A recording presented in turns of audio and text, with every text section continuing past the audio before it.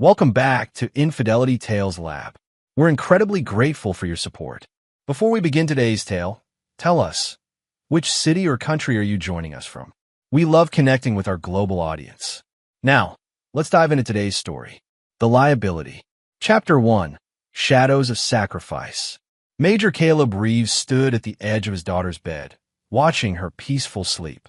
6-year-old Lily was the only light in his increasingly darkened world. He gently brushed a strand of hair from her face before quietly exiting the room. The house felt empty despite his wife being home, a feeling he'd grown accustomed to over the past year.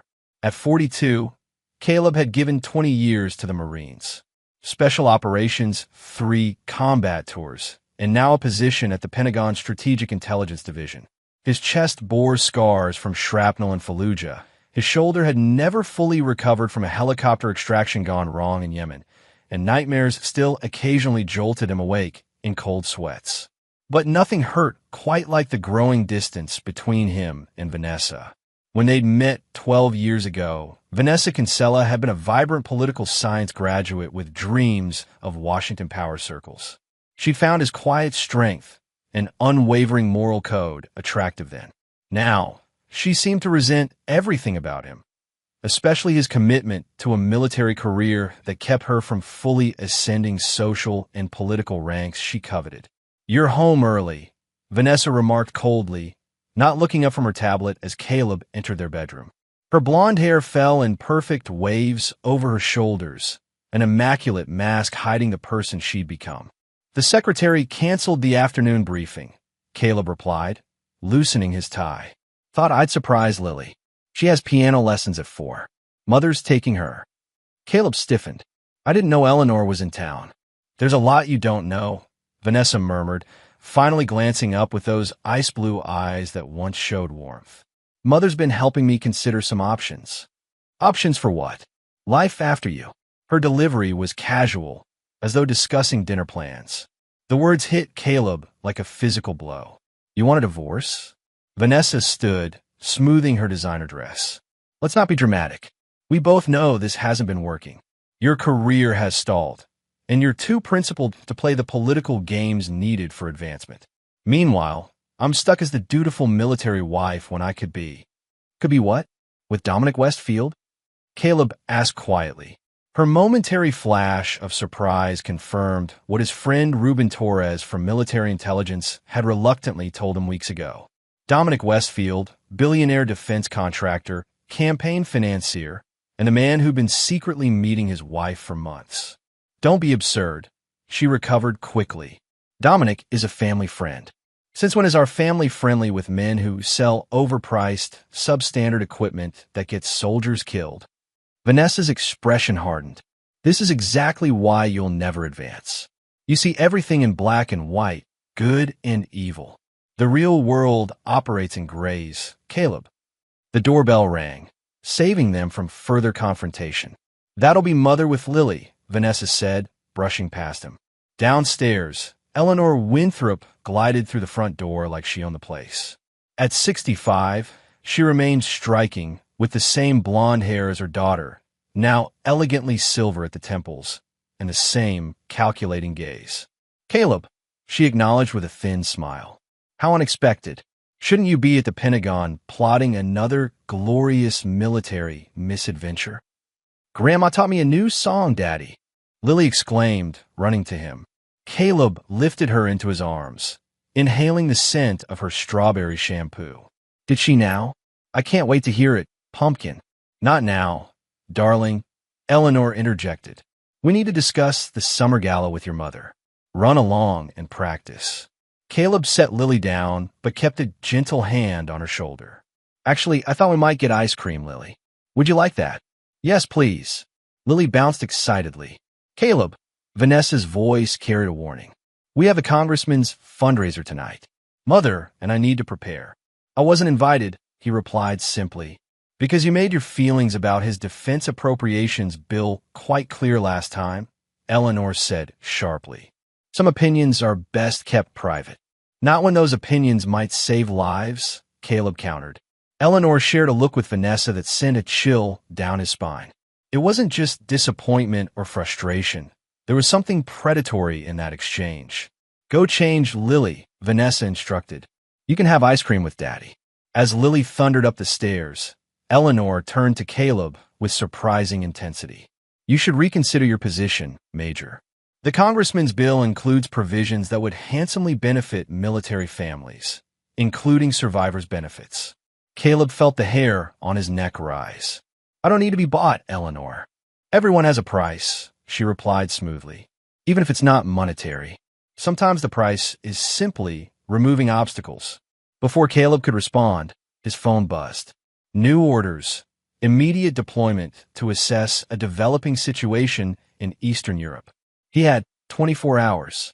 Later, at the ice cream parlor, watching Lily devour a chocolate sundae, a strange foreboding settled over him.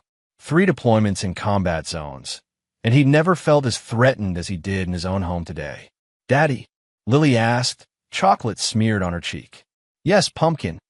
Why does your job make Mommy and Grandma so angry? Grandma said you're stubborn like a mule with a bad idea. Caleb laughed despite himself. Did she now? She said you can't be man up, manipulated. Manipulated? Yeah, that's the word. Lily nodded enthusiastically. She said it makes you dangerous and unpredictable. Caleb's laughter died. When did Grandma say that? When she was talking to Mr. Dominic in our house yesterday. They didn't know I was getting water. Caleb maintained his composure despite the alarm bells ringing in his head. Mr. Dominic was at our house. Uh-huh. He has a shiny watch and smells like the fancy soap in Mommy's bathroom. Dominic Westfield in his house with Eleanor when he was at work and Lily was supposedly at school. The pieces began shifting into a troubling new picture. Lily, did they say anything else? Lily's face scrunched in concentration. Grandma said something about papers and accidents, and that if you were gone, Mommy could be happy with Mr. Dominic. Gone where, Pumpkin?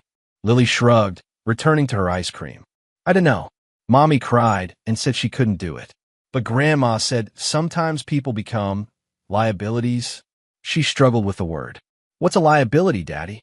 A cold realization washed over Caleb. The deployment order that had just come through to an increasingly dangerous region had Westfield connections written all over it. And Eleanor's comment about survivors' benefits suddenly took on a sinister new meaning. A liability is something that holds you back, Lily, he answered carefully, mind racing through implications and possibilities. Like Mommy said you hold her back? When did Mommy say that? On the phone with Grandma. She said you're a liability and your military career is holding her back from living with her lover, and that someone needs to remove the problem. Caleb maintained his smile while his world shifted on its axis. In the innocent recounting of a child, a murder conspiracy had just been revealed. They weren't planning a divorce. They were planning his death. He had 24 hours before deployment, and now he knew he might not be meant to return. 24 hours to gather evidence, ensure Lily's safety, and turn the tables on a conspiracy that reached into the highest levels of military and political power. Daddy, are you okay? Your ice cream is melting. Caleb looked at his daughter, his savior, and managed a reassuring smile. I'm fine, Pumpkin.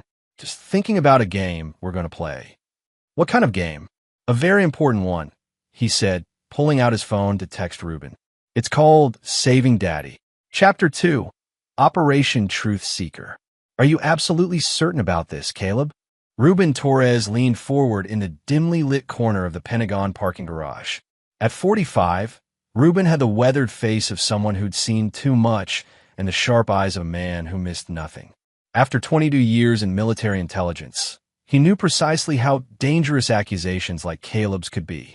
My 6-year-old daughter quoted them verbatim, Ruben, a liability whose military career is holding her back from living with her lover. And the kicker, someone needs to remove the problem. Caleb's voice remained controlled, but his knuckles whitened around his coffee cup. Kids misinterpret things all the time, Ruben cautioned. Not Lily, and not when Eleanor Winthrop specifically mentioned survivors' benefits to me yesterday. Caleb pulled out his phone, showing Ruben the deployment orders. Eastern Europe, minimal team, limited backup, high-risk extraction. This mission came through Westfield's channels. Ruben examined the orders, his expression darkening. Dominic Westfield has half the Joint Chiefs in his pocket and the congressman pushing his agenda. If you want someone to disappear in a combat zone, it will be all too easy, Caleb finished. Friendly fire isn't always accidental. What's your play here? I need surveillance. My house, Vanessa's phone, and Eleanor's communications. Reuben's eyebrows shot up. That's highly illegal without proper warrants. So is conspiracy to murder, Caleb countered. I'm not asking for admissible evidence yet. I just need to know what we're dealing with. After a long pause, Reuben nodded. I can get a team to place bugs in your home office and living room. Bedroom. Especially the bedroom. That's where she makes most of her calls when she thinks I'm not around. And your daughter? Lily stays with me today. I'm not letting her out of my sight. Caleb checked his watch. We have 18 hours before I'm supposed to ship out. 6 hours later, Caleb sat in Reuben's private office, listening to recordings while Lily colored quietly in the corner, special guest headphones playing her favorite cartoon songs. I can't do this anymore, Dominic. Vanessa's voice crackled through the speaker. There must be another way. There isn't. Westfield's voice was smooth as expensive whiskey. Your husband is becoming problematic beyond his refusal to support the appropriations bill. He's been quietly investigating our financial arrangements with the Defense Subcommittee. You said this would be clean, an accident during deployment. And it will be. Your mother has arranged everything. The team he's being sent with has reliable personnel who understand their future depends on following precise instructions. And if I just divorce him? A man like Caleb doesn't simply walk away, Vanessa. He has principles, remember? The principles you've complained about for years. If he even suspects the defense contracts were improperly awarded, he'll pursue it regardless of your marital status. Besides, divorce means splitting assets. This way, you get everything: insurance, military benefits, and the freedom to move forward with our plans. Mother said there would be no direct connection to us. None whatsoever. Eleanor has been thorough. Caleb switched off the recording, his face expressionless except for a muscle twitching in his jaw. There's more, Reuben said quietly, glancing at Lily to ensure she couldn't hear. Your mother-in-law visited Westfield's estate yesterday. We managed to capture some of their conversation. The next recording revealed Eleanor's calculated coldness. The team has been paid. The mission parameters ensure he'll be separated from the main group. A sniper shot attributed to local militants, body unrecoverable due to the resulting firefight. The Pentagon hates losing officers, but they hate scandal more. They'll accept the official report without question. And Vanessa? Westfield asked. My daughter will do what's necessary when the time comes. She always has. One teary press conference as the grieving widow, then an appropriate mourning period before you two can publicly connect. By then, the appropriations bill will have passed, and your new contracts will be secured. And the child? An unfortunate complication. Children are resilient, however, and malleable. Without her father's rigid influence, she'll adapt to our world easily enough. Caleb's expression hardened at the casual discussion of his daughter's future. They're planning to use my death to pass legislation that would funnel billions into Westfield's companies for substandard equipment, while painting you as a hero who died serving your country, Reuben added grimly. It's elegant in its ruthlessness. What about the team I'm supposed to deploy with? I checked the roster. Your second in command, Lieutenant Farrell, recently purchased a vacation home he couldn't possibly afford on his salary. Caleb nodded slowly. So the mission itself is legitimate, but I'm not meant to return from it. He glanced at Lily, still happily coloring. I need to get my daughter somewhere safe. Then I need enough evidence to bring all of them down. Vanessa, Eleanor, Westfield, and whoever else is involved. You could just refuse the deployment, claim medical issues, Reuben suggested. Then they'll find another way. No, I need to play along while we gather enough evidence to ensure they never try again. Caleb pulled out a small notebook. Here's what we need. That evening, Caleb returned home with Lily, a recording device discreetly fitted in his watch and a plan forming. He told Vanessa they would be having dinner with an old military buddy, buying time for Reuben's team to install additional surveillance. Mommy, we had pizza with Uncle Reuben, Lily announced as they entered. Vanessa emerged from the study, her smile not reaching her eyes. That sounds fun, sweetheart. Why don't you go upstairs and get ready for bed? I need to talk to Daddy about his trip tomorrow. As Lily bounded upstairs, Vanessa's facade dropped. You've been gone all day. The congressman called, wondering why you weren't returning his messages about reconsidering your position on his bill. I've been preparing for deployment, Caleb said simply. Eastern Europe isn't exactly a vacation destination these days. It's just an assessment mission, Vanessa dismissed. Hardly dangerous for someone with your experience. Any deployment can turn dangerous. He studied her, searching for any sign of the woman he'd married. You seem awfully unconcerned. What do you want me to do, Caleb? Fall apart? We've been through this routine for years. She moved closer, resting a hand on his chest in a gesture that once would have seemed affectionate. Now it felt like a predator testing its prey. I've learned to be strong about these things. Strength and indifference aren't the same thing, Vanessa. Her eyes flashed. Is that what you think? That I'm indifferent to your career? To the sacrifices I've made as a military wife? I think you found someone who offers you something I can't, he said calmly. Power. Influence. The Washington life you've always wanted. For a moment, genuine surprise crossed her face. You know, about Dominic Westfield?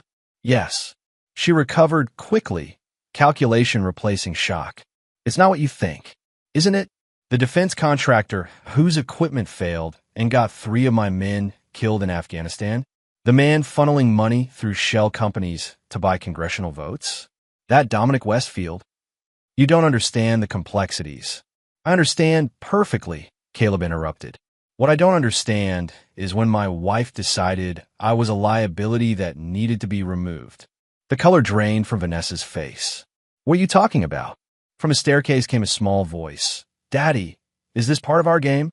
Both adults turned to see Lily sitting on the steps, clutching her stuffed elephant. What game, sweetie? Vanessa asked with forced brightness. The saving daddy game, Lily replied innocently. Because you told Grandma he's a liability and someone needs to remove the problem. Vanessa's composure cracked entirely. Lily, you must have misunderstood. Grown-ups say things that sound strange sometimes. I don't think she misunderstood at all, Caleb said quietly.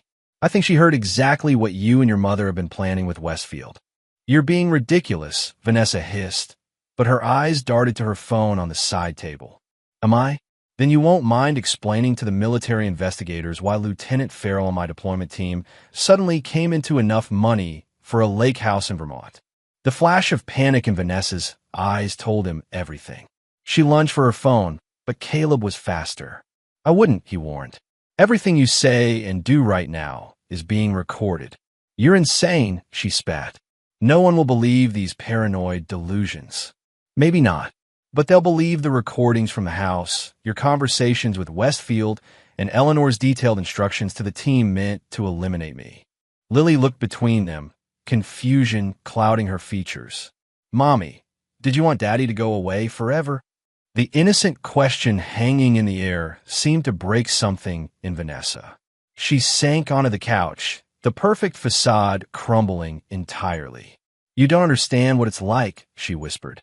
20 years watching you risk your life for a government that doesn't care while I sit on the sidelines. Dominic offered me everything I've ever wanted. At the cost of my life, Caleb said, lifting Lily into his arms. And our daughter's father. It wasn't my idea, Vanessa insisted desperately. Mother and Dominic. They convinced me there was no other way, that you'd never let go. They were right about one thing, Caleb said, heading for the door with Lily. I don't let go, not of what matters. And I don't forgive those who try to take it from me. Where are you going? Panic edged Vanessa's voice. To finish our game, Caleb replied. And trust me, Vanessa, you're not going to like how it ends. Chapter 3. The Serpent's Web. The safe house was a nondescript colonial in Arlington, owned through a series of shell companies that eventually traced back to Reuben's brother-in-law. Inside, Caleb tucked Lily into the small bedroom, while Reuben set up surveillance equipment in the living room. She finally fell asleep, Caleb said, closing the bedroom door quietly. She doesn't fully understand what's happening. That's probably for the best, Reuben replied. eyes fixed on multiple screens showing feed from Caleb's home. One showed Vanessa pacing frantically while speaking on her phone. Caleb activated the audio. "Mother, he knows everything." Vanessa's voice was tight with panic.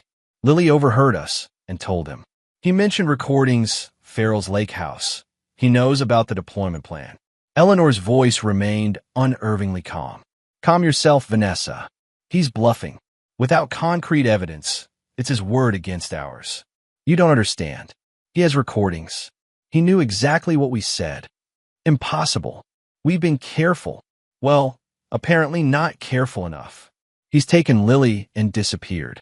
A brief silence. "That complicates things. Have you contacted Dominic?" "He's not answering." "Mother, what do we do?" "First, we contain this. Call Thomas Riker at the Pentagon. Tell him Caleb has become unstable, making wild accusations, and has kidnapped your daughter. His PTSD diagnosis from the Yemen extraction gives us leverage." Caleb's jaw tightened.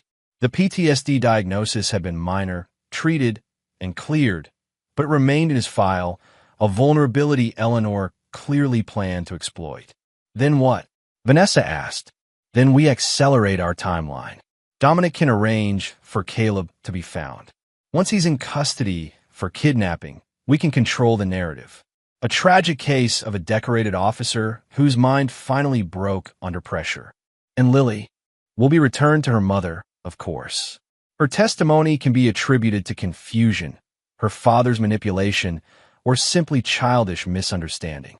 Ruben muted the feed. "They're moving fast. Riker is Westfield's man in personnel. If he gets involved, I'll be labeled unstable and dangerous," Caleb finished. "We need to move faster. What did your team find on Westfield's financial connections?" Ruben passed him a tablet. 6 shell companies funneling money to congressional staffers, 2 offshore accounts tied to Defense Appropriations Committee members, and a particularly interesting transfer to a company owned by Eleanor Winthrop that subsequently paid Lieutenant Farrell. "Direct connection," Caleb nodded. "What about the mission itself?" "It's legitimate, mostly. The threat assessment needed to happen, but the parameters were manipulated to put you in a specific location at a specific time. We found communications between Westfield and a known mercenary group operating in the region." "Enough to take to JAG?" Caleb asked, referring to the military's legal division. "Not yet. Too circumstantial without admissions. They could claim the financial transactions were legitimate consulting fees." Caleb's phone buzzed with a text from an unknown number. "Meet tomorrow. 10 a.m. Evidence you need. Lafayette Park, North Bench. Come alone." A second later, it's Westfield's assistant, Adelaide Perry. "Could be a trap," Ruben warned. "Or our missing piece," Caleb countered. Adelaide Perry has been Westfield's executive assistant for 8 years. If anyone knows where the bodies are buried. "Metaphorically speaking, I hope," Ruben muttered. "What's your play?" "I meet Perry, secure whatever evidence she has, then take everything to General Hargrove." "Hargrove? The man's a week from retirement." "Exactly. He has nothing to lose and has always despised Westfield's influence. Plus, he owes me after Kandahar." Ruben didn't look convinced. "And your deployment orders?" "I report as scheduled, with a few adjustments to the plan." "You're walking into their trap knowingly?" "Best way to dismantle it," Caleb said. His phone buzzed again. A Pentagon alert reporting him AWOL and potentially dangerous. "They're moving even faster than we anticipated. Call your contact at the post. We need insurance." The next morning, while Lily remained safely with Ruben's wife, Caleb approached the bench at Lafayette Park wearing a baseball cap and sunglasses. Adelaide Perry was instantly recognizable.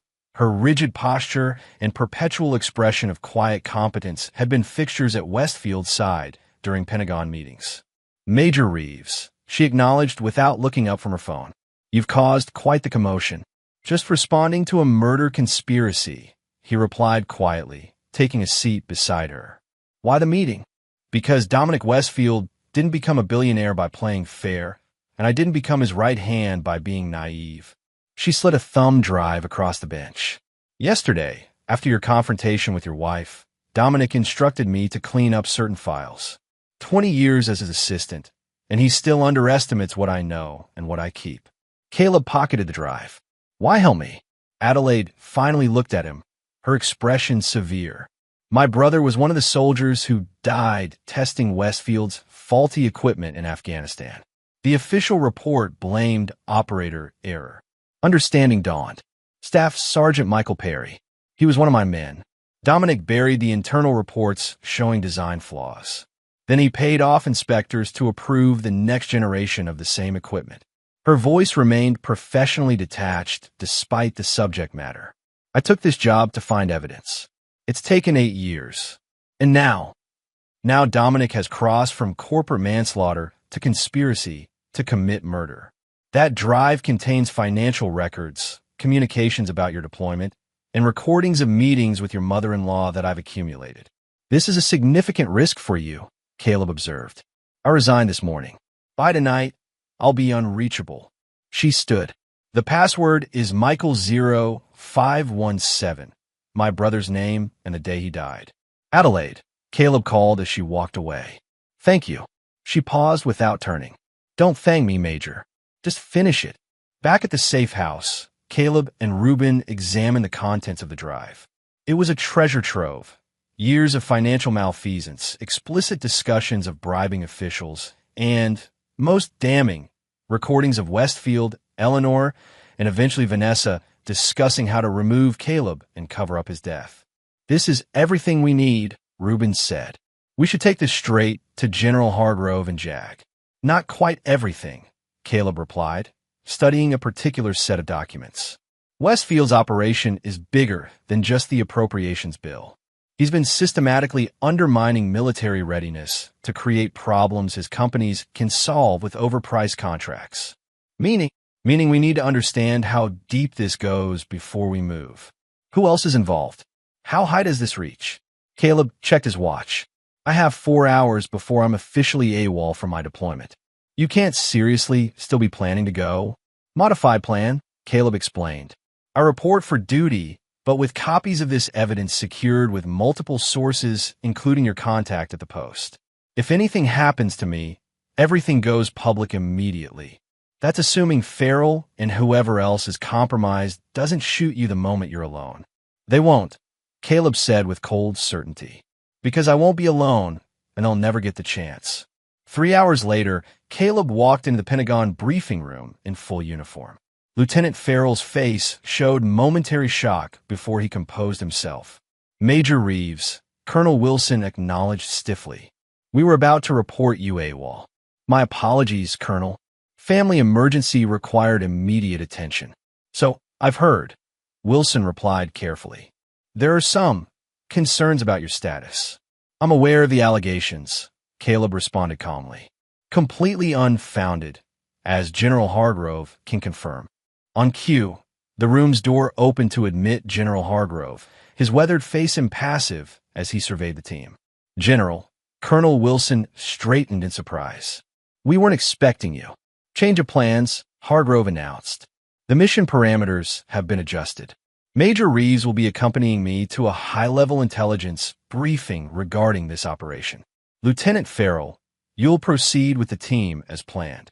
Farrell's composure cracked slightly. Sir, with respect, Major Reeves is essential to the ground assessment. Are you questioning my orders, Lieutenant? Hargrove's voice could have frozen hell. No, sir. Good. Because I'd hate to discuss your recent real estate acquisitions in this forum. The general turned to Caleb. Major with me. In Hargrove's office, the general reviewed the evidence with growing disgust. This goes beyond criminal into treasonous, he finally said. Deliberately compromising military operations for profit, and conspiracy to murder an officer, Caleb added. That too. Hargrove leaned back. MPs are already picking up Lieutenant Farrell. Westfield won't be far behind. Your wife and mother-in-law. At home, under surveillance. They don't know we have Adelaide Perry's evidence yet. Hargrove nodded. I've spoken with the JAG commander. Given the sensitivity and the congressional connections, we need to move simultaneously against all parties. And my daughter stays protected, Caleb insisted. Of course. Hargrove studied him. You know your career may not survive this intact. Westfield has powerful friends. My career is nothing compared to my daughter's safety and future. Spoken like a true Marine, Hargrove approved. He picked up his secure phone. This is General Hargrove. Execute Operation Clean House. All targets, simultaneous apprehension. As military police moved to arrest Westfield, Eleanor, and Vanessa, Caleb watched the feeds from Ruben's office. The expression on Vanessa's face when MPs appeared at their door, shock transitioning to fury, then to calculating assessment of options, told him everything about the woman he'd married. She immediately attempted to portray herself as an unwilling participant, manipulated by her mother and Westfield. Eleanor, by contrast, maintained regal composure even in handcuffs, refusing to speak without her attorney present. Westfield's arrest at his company headquarters was the most satisfying, the man's arrogance crumbling as he realized his empire was imploding. They'll fight this, Ruben warned. People like Westfield don't go down easily. Let them fight, Caleb replied. The evidence is ironclad, and General Hargrove has already briefed the Joint Chiefs and the Secretary of Defense. This goes beyond me now. It's about military integrity and national security. That evening, Caleb brought Lily to General Hargrove's home, where his wife had prepared dinner. As they ate, Hargrove cleared his throat. I've spoken with Central Command. Given the circumstances, they're offering you a position at our European headquarters. Strategic operations planning, well away from Westfield's sphere of influence while this plays out. Europe. Caleb looked at Lily, who was happily demolishing a slice of chocolate cake. A fresh start might be exactly what we need. The position comes with a promotion to Lieutenant Colonel, Hargrove added. Overdue, in my opinion. Later, as Lily slept in the guest room, Caleb stepped onto the porch where Hargrove was smoking a rare cigar. Why did you believe me? Caleb asked. When I came to you with this, you could have dismissed it as the ravings of an unstable officer. Hargrove exhaled a plume of smoke. Because 20 years ago, a young lieutenant refused to sign off on faulty equipment testing that I was being pressured to approve. That lieutenant said, "With respect, sir, I won't compromise safety for political expediency." That integrity is rare, Reeves. That was my first assignment after officer training, Caleb remembered. I didn't know you were involved. I was the one being pressured by Westfield's predecessor, Hargrove admitted. Your refusal gave me the backbone to do the same. He tapped ash from his cigar. The world needs men who don't bend, Reeves. Men who are liabilities to the corrupt. 3 days later, as Caleb and Lily boarded a military transport to Germany, news broke of the scandal. Congressmen scrambling to distance themselves from Westfield, military contracts under review, and 3 conspirators facing charges of corruption and attempted murder. Lily looked out the plane window as Washington disappeared beneath them. Daddy, are the bad people going to prison? Yes, Pumpkin. For a very long time. Is Mommy a bad person now? Caleb chose his words carefully. Mommy made very bad choices. She forgot what really matters. What really matters? He brushed a strand of hair from her face, just as he had the night this all began. You do, Lily. Family does. Truth does. As the plane banked toward the Atlantic, Caleb felt the weight of the past days lifting. The liability had become the reckoning, and ahead lay a new chapter for the two of them, far from Washington's poisonous ambitions and deadly conspiracies. Lily nestled against him, already half asleep. I'm glad I saved you, Daddy. Me too, Pumpkin, he whispered. Me too. Chapter 4, New Horizons, Old Shadows. 2 years passed like a dream and a nightmare combined. Stuttgart, Germany became home for Caleb and Lily. A quaint apartment near the military base, a top-tier international school for his now 8-year-old daughter, and a promotion to full colonel that reflected General Hargrove's continued patronage for back home. On this sunny Saturday morning, Caleb watched Lily perform at her piano recital, her fingers moving confidently across the keys. The haunted look that had shadowed her eyes after the events in Washington had finally faded, replaced by the sparkle of a child thriving in her new environment. She's remarkable, commented Bridget Muller, Lily's teacher, as they applauded the performance. The elegant 40-something widow had become a close friend over the past year, her warmth helping both Reeves navigate their new life. She gets all her talent from her mother, Caleb responded automatically, then winced at his own words. Bridget squeezed his arm gently. Perhaps in music, but her resilience is all you, Caleb. Back in Washington, the case against Westfield, Eleanor, and Vanessa had progressed with excruciating slowness. Westfield's billions-bought delays, procedural challenges, and a media narrative painting him as the victim of military overreach. Eleanor remained icily defiant, while Vanessa had quickly turned state's evidence, claiming coercion and emotional manipulation by her mother in Westfield. The cynical legal maneuvering sickened Caleb, but he kept Lily insulated from most of it. Their new life, filled with weekend explorations of German castles, school activities, and the gradual building of a support network, existed in deliberate contrast to the toxic Washington environment they'd escaped. "Papa, did you hear me play Beethoven?" Lily rushed to him after the recital, still using the German form of address she'd adopted at her new school. "I did, sweetheart. You were magnificent." He swept her into a hug. "How about ice cream to celebrate?" "Can Miss Bridget come too?" Lily asked, looking hopefully at her teacher. "I wouldn't miss it," Bridget smiled, "especially since you conquered that difficult passage we've been working on." As they walked toward the ice cream parlor, Caleb's phone buzzed. Ruben's name flashed on the screen, unusual for a Saturday. "You two go ahead," he told Lily and Bridget. "I need to take this quickly." Stepping aside, he answered, "Ruben, everything okay?" "Not exactly." Ruben's voice was tight. "Westfield made bail yesterday. His case is fragmenting. Key evidence suddenly ruled inadmissible on technicalities, witnesses changing testimony." "How was that possible?" "The evidence was overwhelming. Money and fear are powerful motivators. Adelaide Perry has disappeared. Missed her last 2 check-ins with witness protection. A cold knot formed in Caleb's stomach. Dead. Unknown. But there's more. Eleanor Winthrop was released to house arrest pending trial after her medical team claimed she's too frail for detention.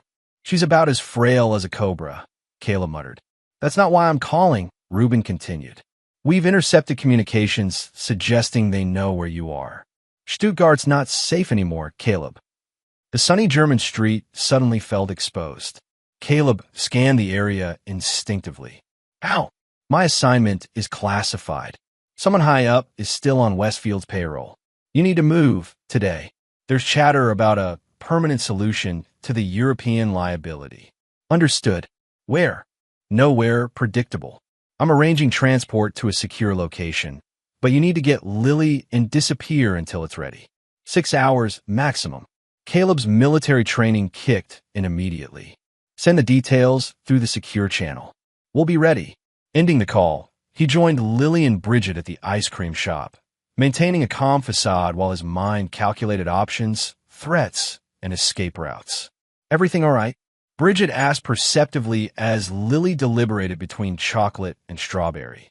"Just work," he smiled tightly. "Unfortunately, we might need to cut our celebration short." Bridget studied his face. "Military emergency?" "Something like that." 20 minutes later, they returned to their apartment. Caleb's instincts were screaming now. The street too quiet, a van parked where none usually was, a glimpse of movement in a window across the way. "Lily," he said casually as they approached their building, "remember our special game? The one we played in Washington?" Lily immediately straightened, her expression turning serious. Even at 8, she remembered. "The Saving Daddy game?" "That's right. Except this time, it's the Saving Lily and Daddy game. We need to pack our special bags and take a trip. Right now." To her credit, Lily asked no questions, simply nodding and taking his hand tightly. Bridget looked between them, confusion evident. "Caleb, what's happening?" A decision crystallized in his mind. "Bridget, I can't explain everything, but we're in danger. I need your help." Without hesitation, she nodded. "What do you need? Can we use your car? Mine might be watched." "Of course. It's parked behind the music school." Inside the apartment, Caleb moved with practiced efficiency. The special bags were always packed, a lesson from his military career. Essential documents, emergency funds in multiple currencies, basic supplies, and even Lily's favorite stuffed elephant. Worn now, but still essential for bedtime. Bridget watched silently as Caleb checked his service weapon, then retrieved a backup from a hidden safe. "You're running from something serious," she observed quietly. "Someone very powerful wants me silenced," Caleb replied, helping Lily into her jacket. "The same someone who tried to have me killed 2 years ago." "Your wife's lover," Bridget stated, surprising him. Lily mentioned bits and pieces during our lessons. Children process trauma through music sometimes. Caleb looked at his daughter with renewed respect for her resilience. "I don't ask questions you can't answer," Bridget continued, "but I can offer more than just my car. My family has a hunting lodge in the Black Forest. It's remote, well-supplied, and known only to immediate family. You'll be safe there until your arrangements are complete." "That's too much risk for you." "I decide my own risks," she replied firmly. "Besides, what kind of music teacher would I be if I abandoned my most promising student?" 30 minutes later, they slipped out the service entrance of the music school and into Bridget's modest Volkswagen. As they drove away, Caleb spotted 2 men entering their apartment building, their movements carrying the unmistakable of professional operators. "Those men," Bridget noted, eyes flicking to the rearview mirror. "They're here for you?" "Yes." "Then we have perhaps a 15-minute head start before they realize you're gone." She unexpectedly accelerated, taking a sharp turn away from the main road. "Fortunately, I know every back road in this region." The hunting lodge was everything Bridget had promised. Rustic but comfortable, nestled so deep in the Black Forest that the nearest neighbor was kilometers away. As evening fell, Lily explored the small building, while Caleb secured the perimeter and Bridget prepared a simple meal from the stock pantry. "You've handled this situation with remarkable composure," Caleb observed as they sat at the rough-hewn table, Lily having fallen asleep on the small sofa. Bridget's smile was sad. "My husband was Bundeswehr Special Forces. I recognized the signs of a man running from serious threats. Was killed in Afghanistan 7 years ago. I'm sorry." She shrugged slightly. "Life continues. As you well know." She studied him in the lamplight. "Will you tell me what really happened in Washington? The parts Lily doesn't know?" Caleb hesitated, then decided she'd earned the truth. As he recounted the conspiracy, Vanessa's betrayal, Eleanor's cold calculations, Westfield's corruption, Bridget listened without interruption. "And now they've found you," she concluded when he finished. "Despite your classified posting, someone with high-level access is still on Westfield's payroll," Caleb confirmed. Once they realized the legal approach might fail, they reverted to their original plan. "Elimination," Bridget said matter-of-factly. "What's your next move?" "My colleague is arranging transport, somewhere Westfield can't reach. Until then, we wait. And after? You and Lily spend your lives running." The question hit a nerve Caleb had been avoiding. "I don't know. The evidence exists. It's just being systematically undermined. If we could find Adelaide Perry." Bridget leaned forward. "Perhaps it's time to stop running and start hunting." "What do you mean?" "My husband had a saying, when ambushed from multiple directions, charge directly at the most dangerous enemy. It's the last thing they expect." The tactical wisdom resonated with Caleb's military training. "You're suggesting I go after Westfield directly?" "I'm suggesting that predators like Westfield and your mother-in-law don't stop hunting until they're dead or disabled." Her eyes held steady. "And I'm suggesting you're not the only one with resources and motivation to end this threat. You barely know us." "I know enough," she replied simply. "And I have contacts from my husband's days in intelligence who owe me favors. People who operate outside conventional channels." Caleb's secure phone buzzed. A message from Ruben. "Transport arranged. Nordic site. 0600 tomorrow. Coordinates attached." "We have extraction at 0600, Caleb informed her. "Then we have 9 hours to develop an alternative strategy," Bridget said decisively. "One that doesn't involve you and Lily spending your lives looking over your shoulders." By dawn, a plan had formed, audacious, dangerous, but with the potential to end the threat permanently. As they loaded their bags into Bridget's car, Caleb felt something he hadn't experienced since that fateful day in the ice cream parlor with Lily, the shift from hunted to hunter. "Are you certain about this?" he asked Bridget one final time. "There's no going back once we start." She took his hand firmly. I lost someone I loved to violence once. I won't stand by while it happens to Lily. The simple declaration sealed their pact. As they drove through the misty forest toward the extraction point, Caleb sent a coded message to Reuben, changing parameters. Activating Operation Mongoose. Require additional assets and full dossier on W's current security procedures. The reply came almost immediately, negative. Too dangerous. Proceed to extraction as planned. Caleb smiled grimly and typed, not a request. Assets in place. 72-hour window before full offensive. Your assistance welcome, but not required. Then, glancing at Lily sleeping in the back seat and Bridget's determined profile as she navigated the winding forest roads, he added, the liability has become the predator. Time to finish what they started. Chapter 5, Predator's Gambit. The private airstrip outside Zurich hummed with quiet efficiency as their chartered Gulfstream touched down. Reuben stood waiting beside a nondescript SUV, his expression a mixture of concern and resignation as Caleb, Lily, and Bridget descended the stairs. You're making a serious mistake, were his first words as they approached. Good to see you too, old friend, Caleb replied, embracing him briefly. Reuben knelt to Lily's level. Hey kiddo, you've grown 2 inches since I last saw you. 3 inches, Lily corrected proudly. Papa measured on the wall. And who's this? Reuben asked, eyeing Bridget with professional assessment. Bridget Muller, Lily's piano teacher and our guardian angel from Stuttgart, Caleb introduced. She's also our key to Operation Mongoose. The music teacher is your secret weapon? Reuben asked skeptically as they loaded their minimal luggage into the SUV. Former BND liaison to NATO intelligence, Bridget clarified calmly, referring to Germany's Foreign Intelligence Service.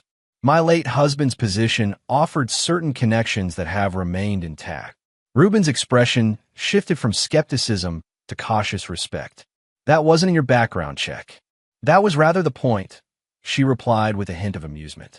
As they drove toward a secluded chalet in the Swiss Alps, another safe house in Reuben's impressive network, Reuben updated them on developments. Westfield's not wasting time. The team that hit your apartment in Stuttgart has been tracked to 3 other locations associated with you. Meanwhile, he's accelerated his legal offensive. Adelaide Perry is officially listed as a fugitive after missing her court date. She's dead, Caleb stated flatly. Most likely, without her testimony, the financial evidence becomes circumstantial. Your mother-in-law has already filed motions to have the recordings declared inadmissible, claiming they were obtained illegally. And Vanessa? Playing the victim masterfully. Her testimony now characterizes you as controlling and paranoid, claiming you manipulated Lily into making those statements about overhearing conversations. Lily, who had been listening more attentively than the adults realized, spoke up from the back seat. But I did hear Mommy say those things. She called Daddy a liability.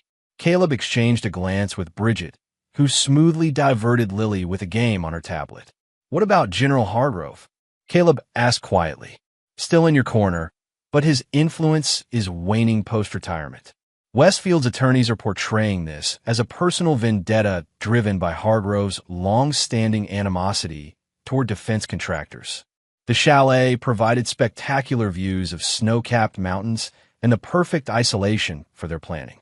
While Lily explored the property with Bridget, Caleb and Reuben spread documents across the dining table. This is insanity, Reuben insisted, reviewing Caleb's plan. Direct confrontation with Westfield on his home turf? You'll be walking into a fortress.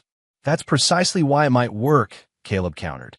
He's expecting me to run and hide, not bring the fight to his doorstep. And what exactly is your objective? Assassination? Because that's what this plan reads like. Extraction, Caleb corrected. Adelaide Perry isn't dead. Reuben stared. How could you possibly know that? Because killing her before the trial would raise too many questions.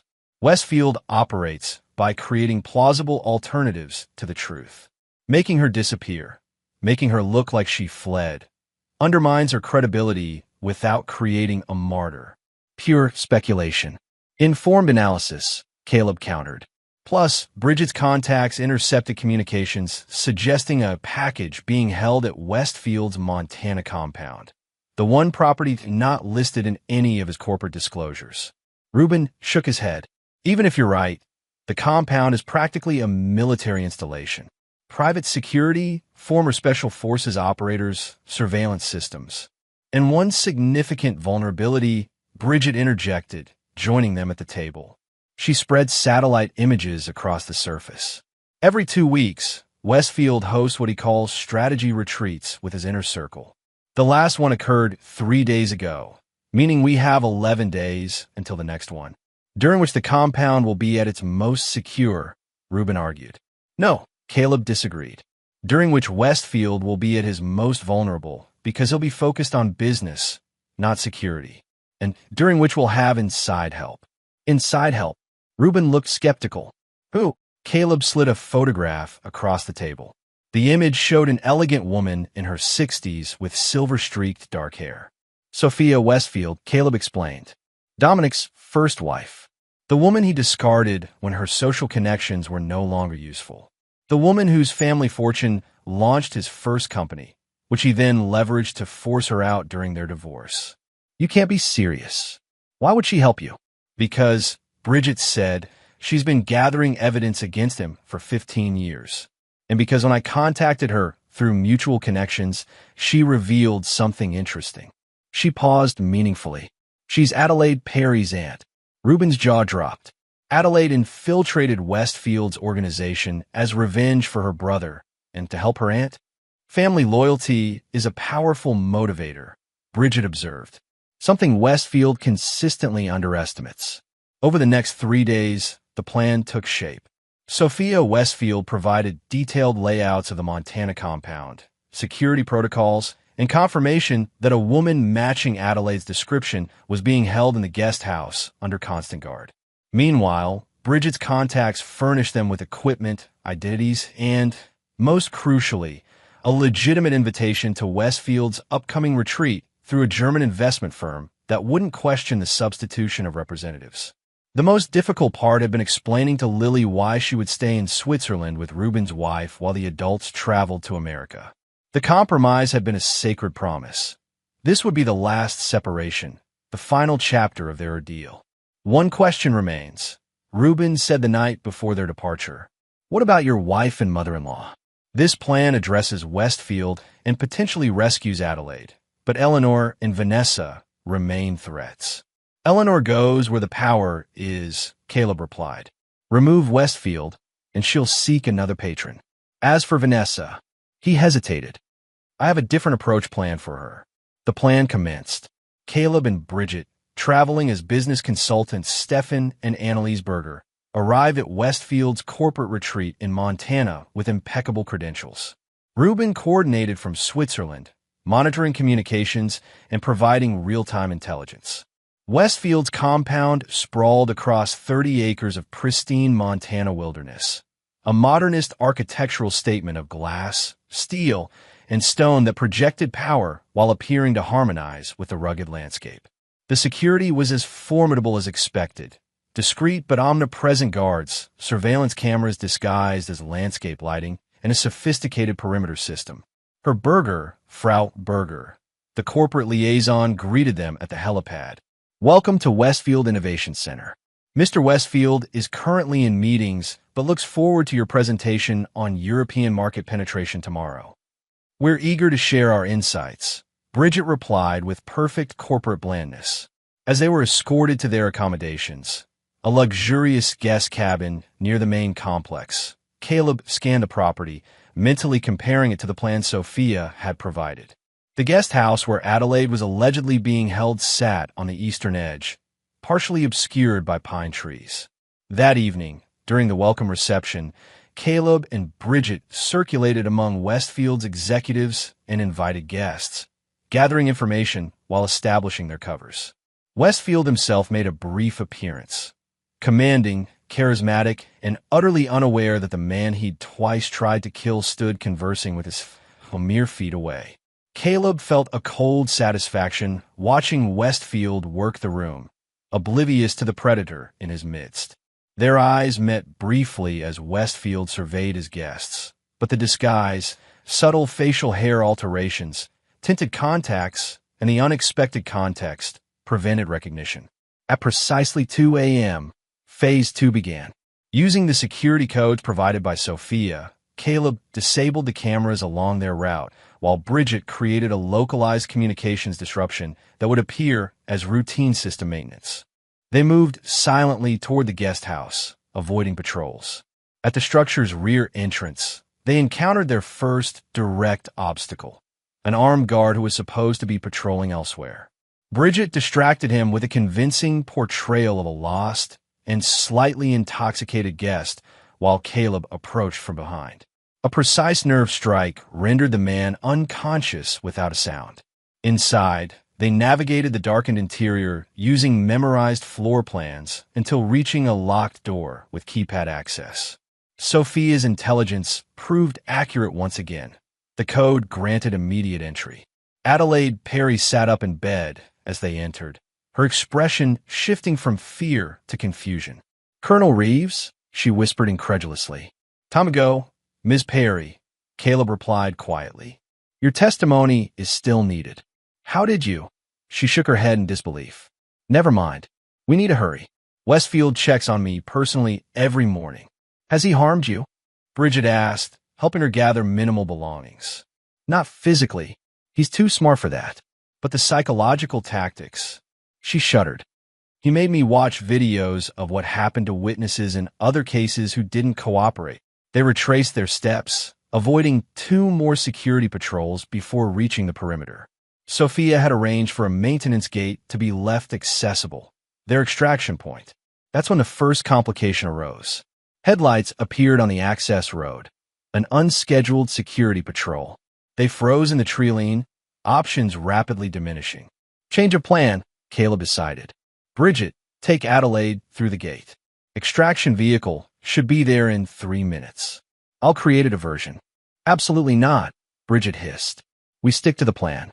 The plan required all 3 of us to reach the gate undetected. That's no longer possible. Caleb's voice left no room for argument. "Get Adelaide out. Her testimony is what matters." Before Bridget could protest further, Caleb moved away from them, purposefully triggering a perimeter sensor on the opposite side of the property. Alarms immediately sounded, drawing the patrol vehicle away from the gate. Bridget hesitated only momentarily before escorting Adelaide toward freedom. Caleb, meanwhile, had initiated his contingency plan, one he hadn't shared with the others. This was no longer just about extracting Adelaide. This was his opportunity to confront Westfield directly, away from lawyers and PR teams. The security response was predictably overwhelming. Within minutes, Caleb allowed himself to be discovered attempting to access the main house. The pursuit was brief and carefully choreographed on his part, appearing to flee while actually maneuvering exactly where he wanted to go. Guards cornered him in Westfield's private office, where he surrendered without resistance. Well, Dominic Westfield's voice came from the doorway 30 minutes later, after the initial security response had contained the situation. "Colonel Reeves in the flesh. I must say, this is disappointing tradecraft for a man of your reputation." Caleb, zip-tied to a chair and sporting a split lip from an overzealous guard, smiled calmly. "Disappointing? I walked into your supposedly impenetrable compound and helped Adelaide Perry escape while your security team was chasing shadows." The momentary widening of Westfield's eyes confirmed he hadn't yet discovered Adelaide's absence. He immediately pressed a communication device, barking orders to check the guest house.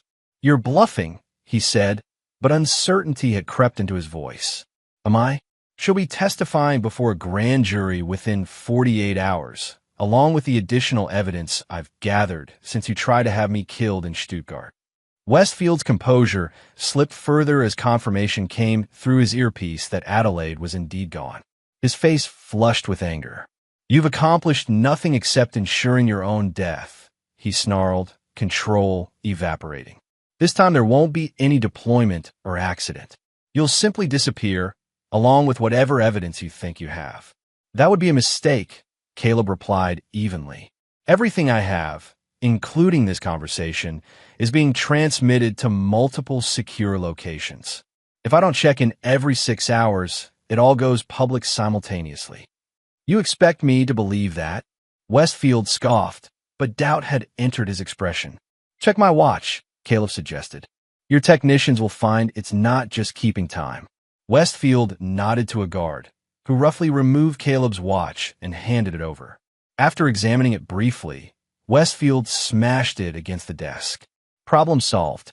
The transmission ended the moment your guard removed it, Caleb informed him. And destroying evidence is another charge for the prosecutors. Westfield paced the room, calculating options. What do you want, Reeves? Everyone has a price. Justice. Don't be naive. Money? A new identity?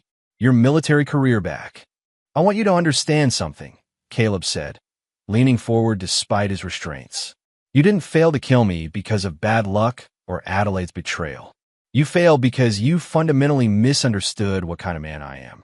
You thought I could be broken or bought like the politicians and officers you've corrupted. Very inspirational, Westfield sneered. But here's reality.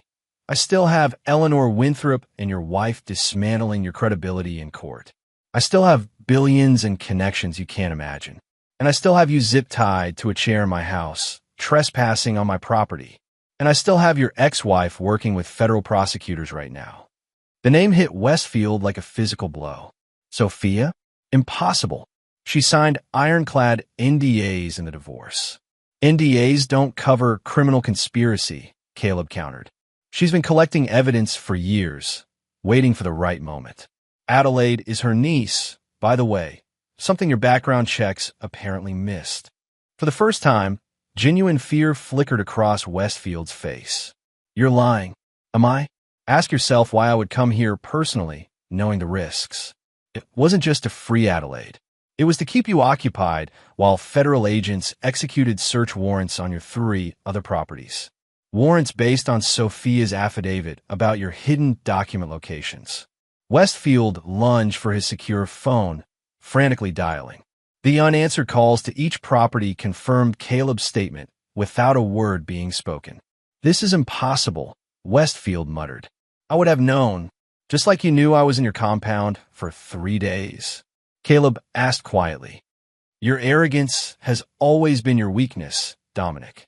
You surround yourself with people too afraid to challenge you, and you underestimate those you consider beneath you. The distant sound of helicopter rotors cut through the night.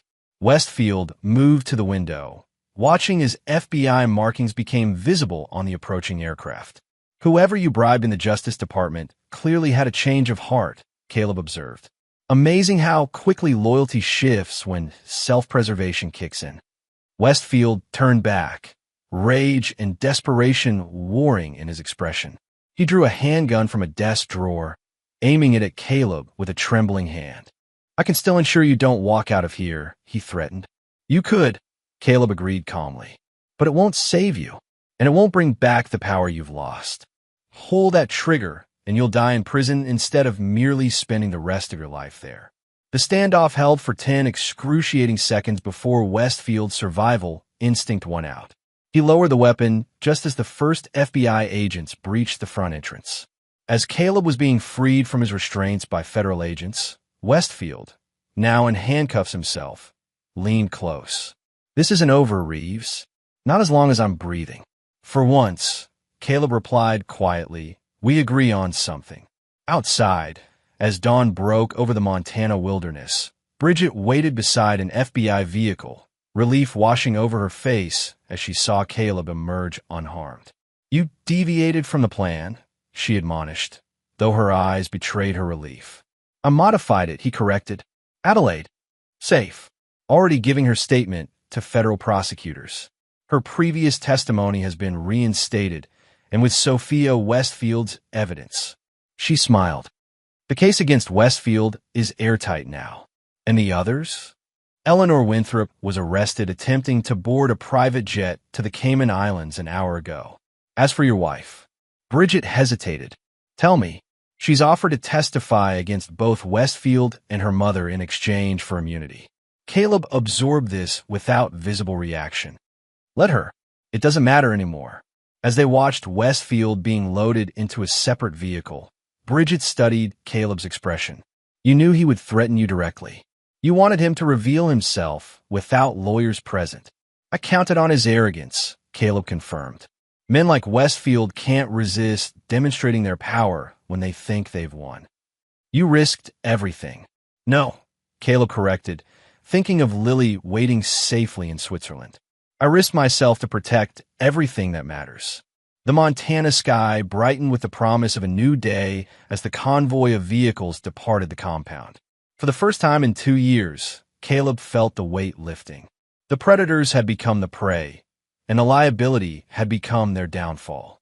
Let's go home, he said to Bridget. Lily's waiting. Chapter 6. The Serpent's Last Strike. The media storm erupted with unprecedented ferocity. Dominic Westfield's arrest, along with evidence of his years-long corruption of military procurement processes, dominated headlines worldwide. Photographs of the billionaire in handcuffs became instantly iconic, symbolizing the fall of a man who had believed himself untouchable. Eleanor Winthrop's arrest generated nearly as much coverage, particularly in Washington circles where she had cultivated influence for decades.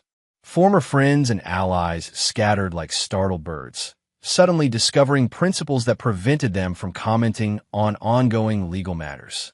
Adelaide Perry, emerging from hiding with Sophia Westfield beside her, delivered devastating testimony before a grand jury and then publicly in congressional hearings. The evidence she had collected over 8 years working as Westfield's assistant provided a roadmap of corruption that implicated 3 senators, numerous Pentagon officials, and nearly a dozen high-ranking military officers. Through it all, Caleb maintained his distance, returning to Switzerland with Bridget to reunite with Lily. The joyful reunion at the chalet, Lily running into his arms, her face alight with relief and love, had confirmed everything he'd risked his life to protect. Is it really over, Papa? She had asked that night as he tucked her into bed. The worst part is, he assured her, there will be trials and testimony, but the danger has passed. Now, 6 weeks later, they had established a new routine in Zurich while the legal proceedings continued in Washington. The Swiss city provided privacy, security, and, importantly, excellent schools for Lily, who had thrown herself into both academics and music with renewed enthusiasm. Bridget had officially resigned her teaching position in Stuttgart to join them, her relationship with Caleb evolving from allies to something deeper. Her apartment in the same building provided independence while keeping her close, a balance that suited them both as they carefully navigated their developing feelings. On this crisp autumn morning, Caleb sat in their favorite cafe near Lake Zurich, reviewing documents from the Justice Department. Across the table, Ruben nursed an espresso, having flown in for a personal briefing on the cases. Westfield's lawyers are still fighting, but it's purely delaying tactics now, Ruben reported. Adelaide's testimony, combined with Sophia's financial records and the documents seized from his properties, makes conviction inevitable. And Eleanor, folded like a house of cards, once she realized Westfield couldn't protect her. She's offered testimony against anyone and everyone to reduce her sentence, including Vanessa, Caleb noted, scanning a particular document. Especially Vanessa. Apparently maternal loyalty only extends until prison becomes a possibility. Ruben hesitated. Speaking of your ex-wife, she's not technically my ex yet, Caleb reminded him. The divorce proceedings have been complicated by the criminal cases. Right. Well, her immunity deal is in jeopardy. New evidence suggests she was more actively involved in planning your elimination than she admitted. The prosecutors are considering revoking her agreement. Caleb absorbed this without visible reaction. What kind of evidence? Recordings from Westfield's Montana compound. Apparently, he documented everything. Insurance against his associates. There's a conversation between Vanessa and Westfield from 3 months ago, discussing a permanent solution to the liability in Europe. Stuttgart, Caleb murmured. Exactly. She wasn't just aware of the plan to eliminate you. She was actively encouraging it. Ruben studied him carefully. This changes her legal situation significantly. Caleb remained silent, conflicted emotions warring beneath his composed exterior. Despite everything, the final severance of what had once been love still carried pain. "There's something else," Reuben continued. "She's requested a meeting with you. For what possible purpose? She claims to have information about continuing threats that she'll only share with you personally." "A trap," Caleb dismissed. "Possibly. Or possibly her last attempt at manipulation. Either way, the prosecutors want your input." Before Caleb could respond, his secure phone buzzed with an alert from the security system he'd installed at their apartment building. The camera showed two men in delivery uniforms attempting to access their floor. Men whose facial recognition pinged in Westfield's security database. "We need to move," he said sharply, showing Reuben the screen. "Westfield still has operatives out there." They rushed back to the apartment complex, approaching cautiously from the service entrance. The security feeds showed the men had gained access to the floor, but were currently at the wrong apartment, Bridget's. "She's picking up Lily from school," Caleb said, drawing his sidearm. "They must have confused the units. Or they're targeting both of you," Reuben suggested grimly, producing his own weapon. They took the service stairs, emerging silently onto their floor as one of the men attempted to force Bridget's door while the other served as lookout. Both were so focused on their task that Caleb and Reuben were able to approach within 10 feet before being noticed. "Federal agents," Reuben announced clearly, his weapon trained on the lookout. "And where we can see them." The men reacted with professional speed, the lookout drawing a concealed weapon while the other abandoned the door to reach for something in his jacket. Caleb fired first, hitting the armed man in the shoulder while Reuben tackled the second to the ground. Building security responded to the gunshot within minutes, followed shortly by Swiss police. The would-be assassins were taken into custody, their identities confirming Caleb's suspicions. Former military contractors previously employed by Westfield's security division. "This doesn't make sense," Reuben said as they gave statements to the authorities. "Westfield is in federal custody awaiting trial. How is he still orchestrating hit teams?" "Someone else is pulling strings now," Caleb concluded. "Someone who benefits from silencing me before the trials begin." A chilling possibility formed in his mind, one that connected Vanessa's sudden request for a meeting with this assassination attempt. Later that evening, after ensuring Lily was safely settled with Bridget in a new secure location, Caleb made a decision that Reuben vehemently opposed. "Meeting with Vanessa now is exactly what they want," Reuben argued. "It's walking into the lion's den deliberately. Sometimes the only way to flush out a snake is to step into its striking range," Caleb countered. "But this time, I choose the battlefield." 3 days later, arrangements were made for a supervised meeting at the American consulate in Zurich, neutral territory with extensive security. Vanessa would be brought from Washington under federal escort, a condition of her bail while her immunity deal was being reassessed. Caleb arrived early, surveying the conference room with a tactician's eye. 2 exits, no windows, security cameras covering all angles. A Justice Department representative would monitor the meeting from an adjacent room, recording everything for potential evidentiary use. When Vanessa entered, Caleb was struck by how different she appeared from the polished, confident woman he'd married. Her designer clothes had been replaced by a conservative suit that seemed to swallow her diminished frame. Her once perfect blonde hair hung limply around a face aged by stress and fear. Only her eyes remained unchanged, calculating, assessing, seeking advantage even now. "Caleb," she greeted him, voice carefully modulated to project vulnerability. "Thank you for agreeing to meet. You claim to have information about ongoing threats," he replied neutrally. "I'm listening." She glanced at the obvious cameras. "Could we speak more? Privately?" "Not a chance." She sighed, accepting the limitation. "I've made terrible mistakes. Unforgivable ones. I know that. Is this the information you mentioned? Or just preamble?" "You always were direct," she said with a ghost of a smile. "Fine. Westfield isn't the only one with powerful connections. Some of his associates stand to lose billions if all the evidence comes to light at trial. They've continued his vendetta against you, like those men at your apartment. You know about that? Caleb asked sharply. The assassination attempt hadn't been made public. I was warned it would happen, she admitted. That's why I requested this meeting, to warn you. Warned by whom? I can't tell you that. It would sign my death warrant. Caleb studied her, searching for the tells he'd once known intimately. The slight flutter of her right eyelid when lying, the way her fingers sought her wedding ring, a ring now absent from her hand. Let me understand this, he said carefully. You claim to have information about threats to my life, but you won't identify the source. You were somehow informed about an assassination attempt before it happened, yet did nothing to prevent it. And now you expect me to believe you're warning me out of what? Lingering affection? Guilty conscience?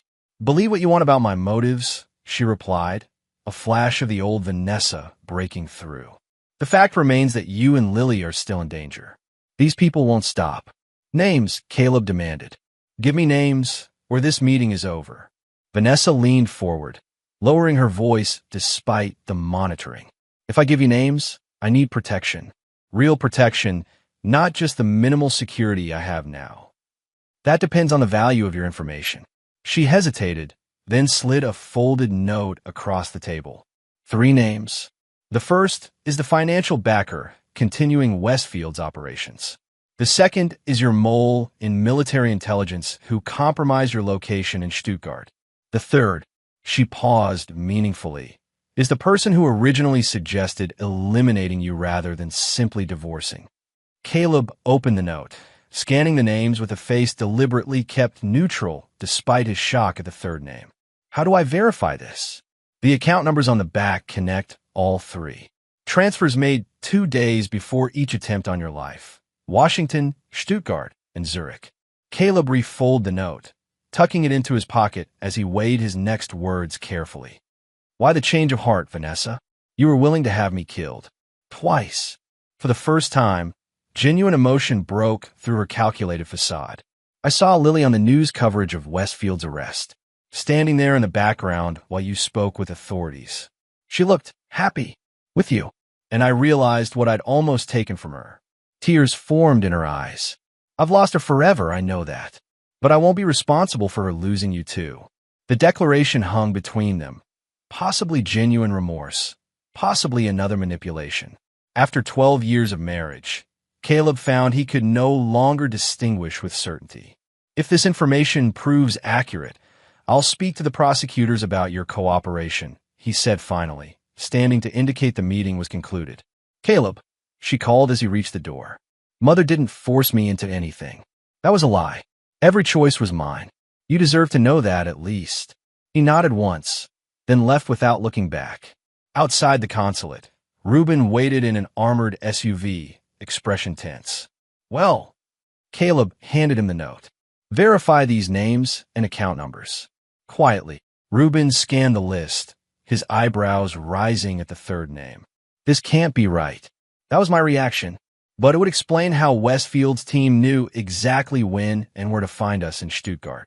If true, this reaches higher than we imagined. Reuben tucked the note away securely. Do you believe her about the reason for warning you? Caleb stared out at the Zurich traffic, considering. I believe Vanessa always acts in Vanessa's best interest. Right now, cooperation serves her better than continued allegiance to Westfield's cause. Tomorrow? Who knows? And the third name?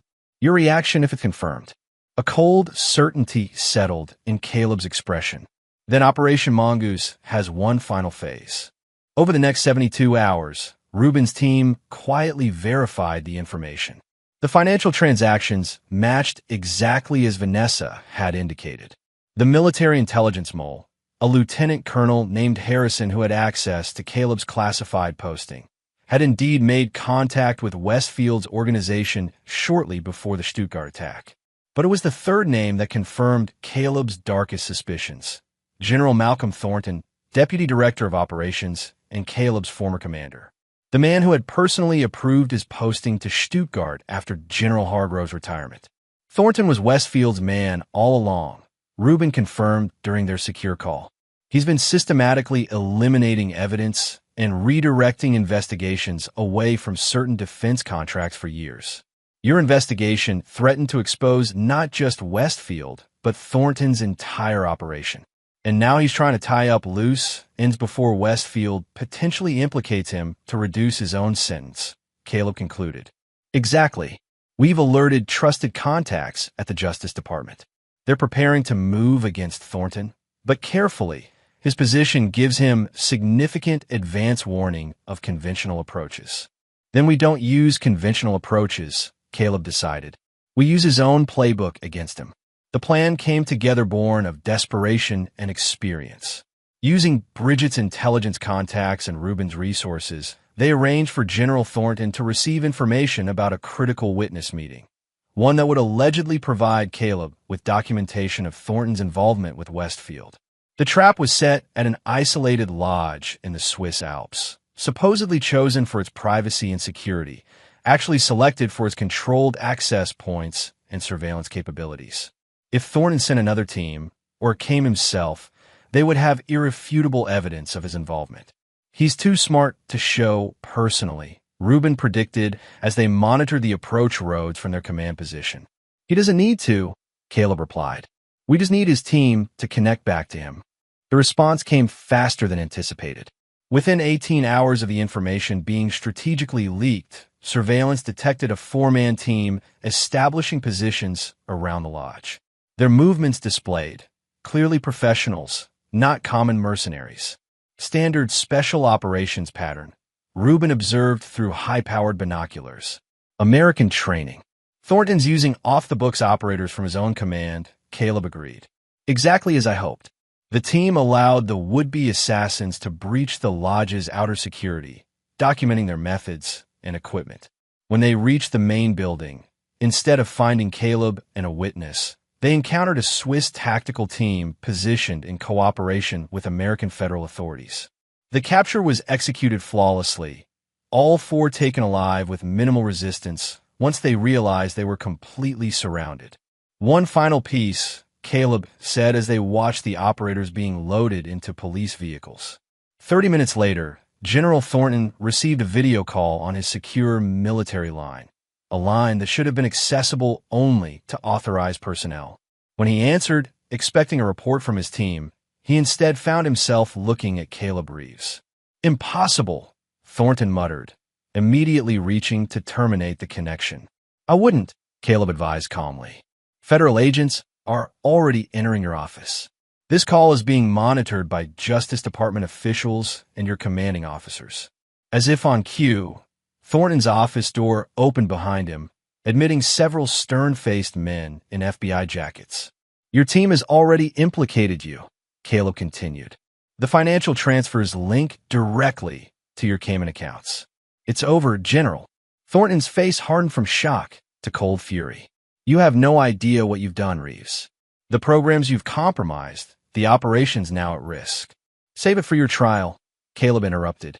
Though I'd suggest cooperation. Westfield's already offering evidence against you to reduce his own sentence. The betrayal in Thornton's expression confirmed his guilt more clearly than any confession. As federal agents secured him, Caleb terminated the connection. That's the last of them, Reuben said with finality. Westfield, Eleanor, your wife, and now Thornton. The entire conspiracy exposed. Not quite, Caleb corrected. There's still one final matter to address. 2 weeks later, as autumn leaves fell across Zurich, Caleb sat in a federal courthouse in Washington, D.C. The divorce proceedings had been expedited due to the unusual circumstances and Vanessa's cooperation with authorities. She entered with her attorney, subdued in a simple navy dress, her gaze finding his immediately. A silent communication passed between them, acknowledgement of an ending that had begun long before anyone had spoken of liabilities or elimination. The proceedings were brief and formal. When asked if he had any statement for the record, Caleb simply said, I wish Vanessa well and hope she finds what she's looking for. Afterward, in the courthouse corridor, she approached him cautiously. That was generous of you. It wasn't generosity, he replied honestly, just recognition that hatred requires too much energy to maintain. The prosecutors have indicated my cooperation will likely result in probation rather than incarceration, she informed him. I'll be relocating to California afterward. Fresh start. Good. An awkward silence stretched between them. 12 years of marriage reduced to stilted courthouse conversation. Lily, Vanessa finally said. How is she? Thriving. Her piano teacher says she has remarkable talent. Vanessa nodded, grief and regret briefly visible before her composed mask returned. Would you ever consider letting me see her? Once everything is settled, I mean. Caleb considered the request carefully. That would be Lily's decision to make when she's older. I won't influence her either way. That's fair, Vanessa conceded. More than fair, given everything. As they prepared to part, likely for the final time, Vanessa hesitated. Was any of it real, Caleb? Us? The question struck deeper than he'd expected. Yes, he answered honestly. Until it wasn't. She accepted this with a small nod. Goodbye, Caleb. Goodbye, Vanessa. As he watched her walk away, Caleb felt not the closure he'd expected, but something more complex. The acknowledgement that some chapters end without neat resolutions, some wounds heal leaving permanent scars, and some liabilities transform into unexpected strength. Outside the courthouse, he called Bridget in Zurich. It's done, he told her. The divorce is final. How do you feel? Her voice carried concern even across thousands of miles. Ready to come home, he replied, realizing the truth of it as he spoke. Home was no longer a place from his past or a duty station assigned by the military. Home was where Lily practiced piano under Bridget's patient guidance, where new possibilities had emerged from the ashes of betrayal. We're waiting, she assured him. Both of us. That evening, as his flight crossed the Atlantic, Caleb reflected on the journey that had begun with a child's innocent question about the word liability. The conspiracy had been dismantled, justice was being served, and ahead lay a life rebuilt on stronger foundations. The liability had become the architect of his own freedom. Chapter 7. Foundations of Tomorrow. 5 years passed with the steady rhythm of healing and rebuilding. The scandal that had rocked military and political establishments faded from headlines, but left lasting changes in its wake. New procurement oversight procedures bore Caleb's unofficial signature, though he had long since left active service. Westfield Enterprises had been dismantled, its legitimate assets sold off to cover restitution to the government and families affected by faulty equipment. Dominic Westfield himself remained in federal prison, his 25-year sentence ensuring he would likely die there. General Thornton had received 15 years, his military honors stripped away. Eleanor Winthrop, despite her age and claims of infirmity, served 3 years before being released to house arrest, her influence and fortune largely diminished. Vanessa, true to her statement in the courthouse, had relocated to California after receiving a suspended sentence. Her cooperation had proven invaluable in securing convictions against the others. Occasionally, birthday and Christmas cards arrived for Lily, tentative bridges to a relationship that might someday be rebuilt. Zurich had given way to Vienna as their home, a deliberate choice combining security, cultural richness, and educational opportunities. The small security consulting firm Caleb had established with Rubin had grown into a respected international operation, specializing in protecting corporations and NGOs from the very type of corruption they had exposed. On this spring morning, their apartment near the Schönbrunn Palace Gardens hummed with activity. 13-year-old Lily practiced intensely for her conservatory audition, her talent having blossomed under continued guidance from Bridget, who had gradually transitioned from teacher to stepmother 2 years earlier. You're rushing the allegretto again, Bridget observed gently from the doorway of Lily's practice room. Remember to let it breathe. Lily sighed dramatically but adjusted her tempo. Like this. Much better, Bridget approved. Your father's on his way home. Final client meeting finished early. Did they sign a contract?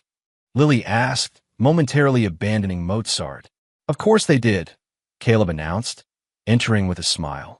No one refuses your father's security recommendations these days, he added, kissing Bridget briefly before setting his briefcase aside.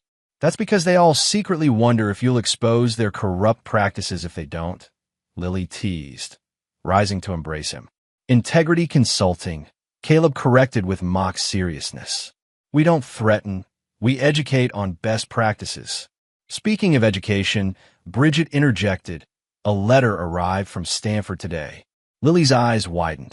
Already? I thought college applications were next year. Not applications, Caleb clarified. They're inviting you to their summer music program for gifted students. Apparently, your performance at the international competition caught someone's attention. California, Lily said thoughtfully, where Mom lives now. The simple observation carried layers of unspoken questions. Though Vanessa had maintained consistent, if distant contact through cards and occasional phone calls over the years, there had been no in-person meetings. She's in San Francisco, Caleb confirmed. About an hour from Palo Alto. Would it be weird if I want to see her? While I'm there, I mean.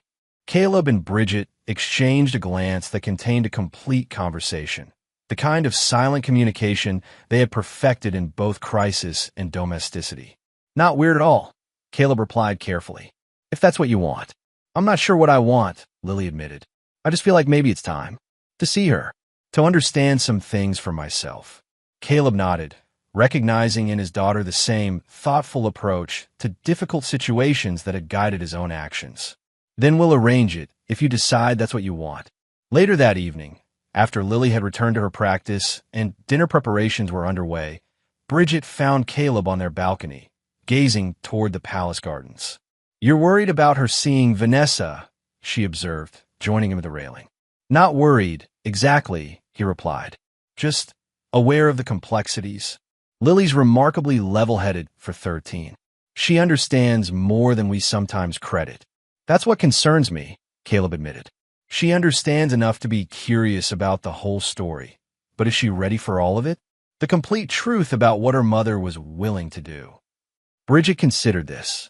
Perhaps the question isn't whether she's ready for the whole truth, but whether meeting her mother might be part of how she processes what she already knows. When did you become so wise? He asked, slipping an arm around her waist. I married a man who sees problems as puzzles to be solved rather than obstacles to be feared, she replied with a smile. It's contagious. The Stanford program letter had awakened considerations that extended beyond Lily potentially meeting Vanessa. Security remained an ingrained mindset for Caleb, despite the years of peace and the imprisonment of those who had threatened them. That night, after Bridget had fallen asleep, he placed a secure call to Reuben, who was managing their London office. A bit late for business, isn't it? Reuben answered, the years having done little to diminish his sharp perception. Lily's been invited to Stanford's summer music program, Caleb explained without preamble. Ah, Reuben understood immediately. California. Vanessa territory. Exactly. You're wondering if there's residual risk.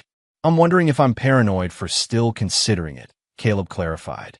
It's been 5 years. In our line of work, paranoia is just good planning, Reuben replied pragmatically. I'll have our West Coast team do a thorough assessment. Discreetly. Thank you. Caleb hesitated. There's something else. Lily's expressing interest in seeing Vanessa while she's there. A thoughtful silence. How do you feel about that? Complicated, Caleb admitted. But it's her right to know her mother. For what it's worth, Reuben said carefully, your ex-wife has maintained a very low profile since her relocation. Teaching at a community college, modest apartment, no suspicious contacts or activities. Our periodic checks have shown nothing concerning. The information should have been reassuring, but instead highlighted how thoroughly the habits of vigilance have become integrated into their lives. Even now, with the threats neutralized, they maintained awareness of potential dangers, a protective instinct that had saved them once and might never fully recede. I'll let you know when the security assessment is complete, Reuben promised. But Caleb, at some point, you have to decide if you're living your life or just securing it. The gentle challenge lingered after the call ended. Throughout their years in Europe, Caleb had gradually relaxed the hypervigilance that had defined their early months after Washington. Lily attended school normally, participated in competitions, made friends. Their lives had assumed a rhythm of ordinary happiness that once seemed impossible. Yet beneath it all ran the current of caution, security systems, background checks on new acquaintances, travel routes varied and monitored. The habits of survival had served them well, but at what point did prudence become limitation? 2 days later, Rubin's security assessment arrived. Stanford's program was impeccably managed with appropriate safeguards for international students. Vanessa's life in San Francisco revealed nothing concerning. She taught English at City College, volunteered at a literacy program, and maintained no contact with anyone from the Westfield conspiracy. The West Coast team recommended standard precautions, but identified no specific threats. That evening, Caleb shared the findings with Bridget while Lily attended orchestra practice. So professionally speaking, there's no reason for concern, Bridget summarized. None specifically identified, Caleb clarified. But you're still hesitant, she finished for him. Not about security, but about what this means for Lily. For all of us. He nodded, grateful as always for her perception. 5 years of carefully structured distance from everything that happened in Washington. Now, suddenly, Stanford, California, Vanessa, it feels like deliberately stepping back toward what we escaped. Or perhaps, Bridget suggested gently, it's finally stepping fully beyond it. Confronting it on your terms rather than allowing it to remain the shadow you're constantly moving away from. The observation struck with unexpected force. Despite the life they'd built, the security company, their marriage, Lily's flourishing talents, Washington's shadows had indeed continued to influence their choices, often determining where they wouldn't go rather than where they would. I never told you about my last conversation with Vanessa, Caleb said suddenly. At the courthouse, when the divorce was finalized. You didn't need to, Bridget assured him. She asked if any of it had been real, our marriage. He stared out the window at Vienna's elegant architecture. I told her yes, until it wasn't. But that wasn't the complete truth. What was that I never fully knew her. Even before Westfield, before all the conspiracy, there was always a part of Vanessa calculating, positioning, measuring relationships by their utility. He turned to face Bridget.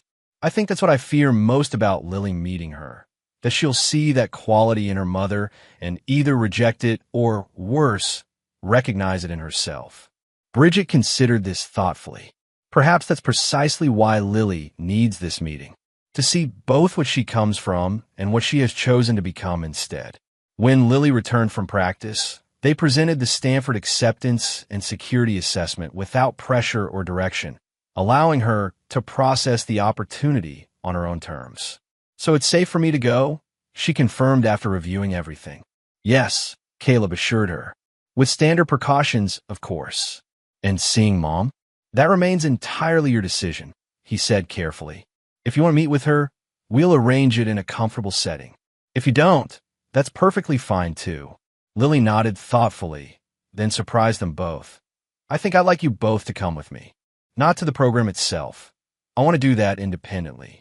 But when I meet Mom, I'd feel better if you were there. Is that weird?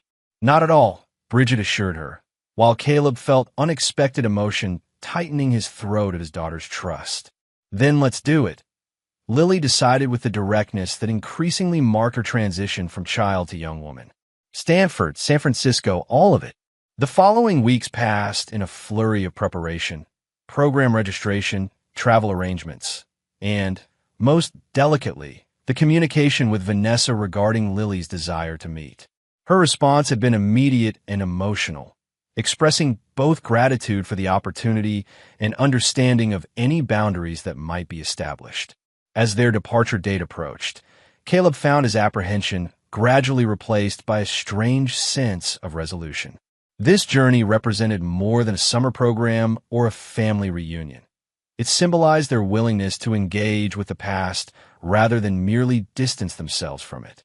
The flight to San Francisco carried its own symmetry, a reversal of their flight from Washington years earlier, now traveling west as a family fortified by time and truth rather than refugees fleeing conspiracy.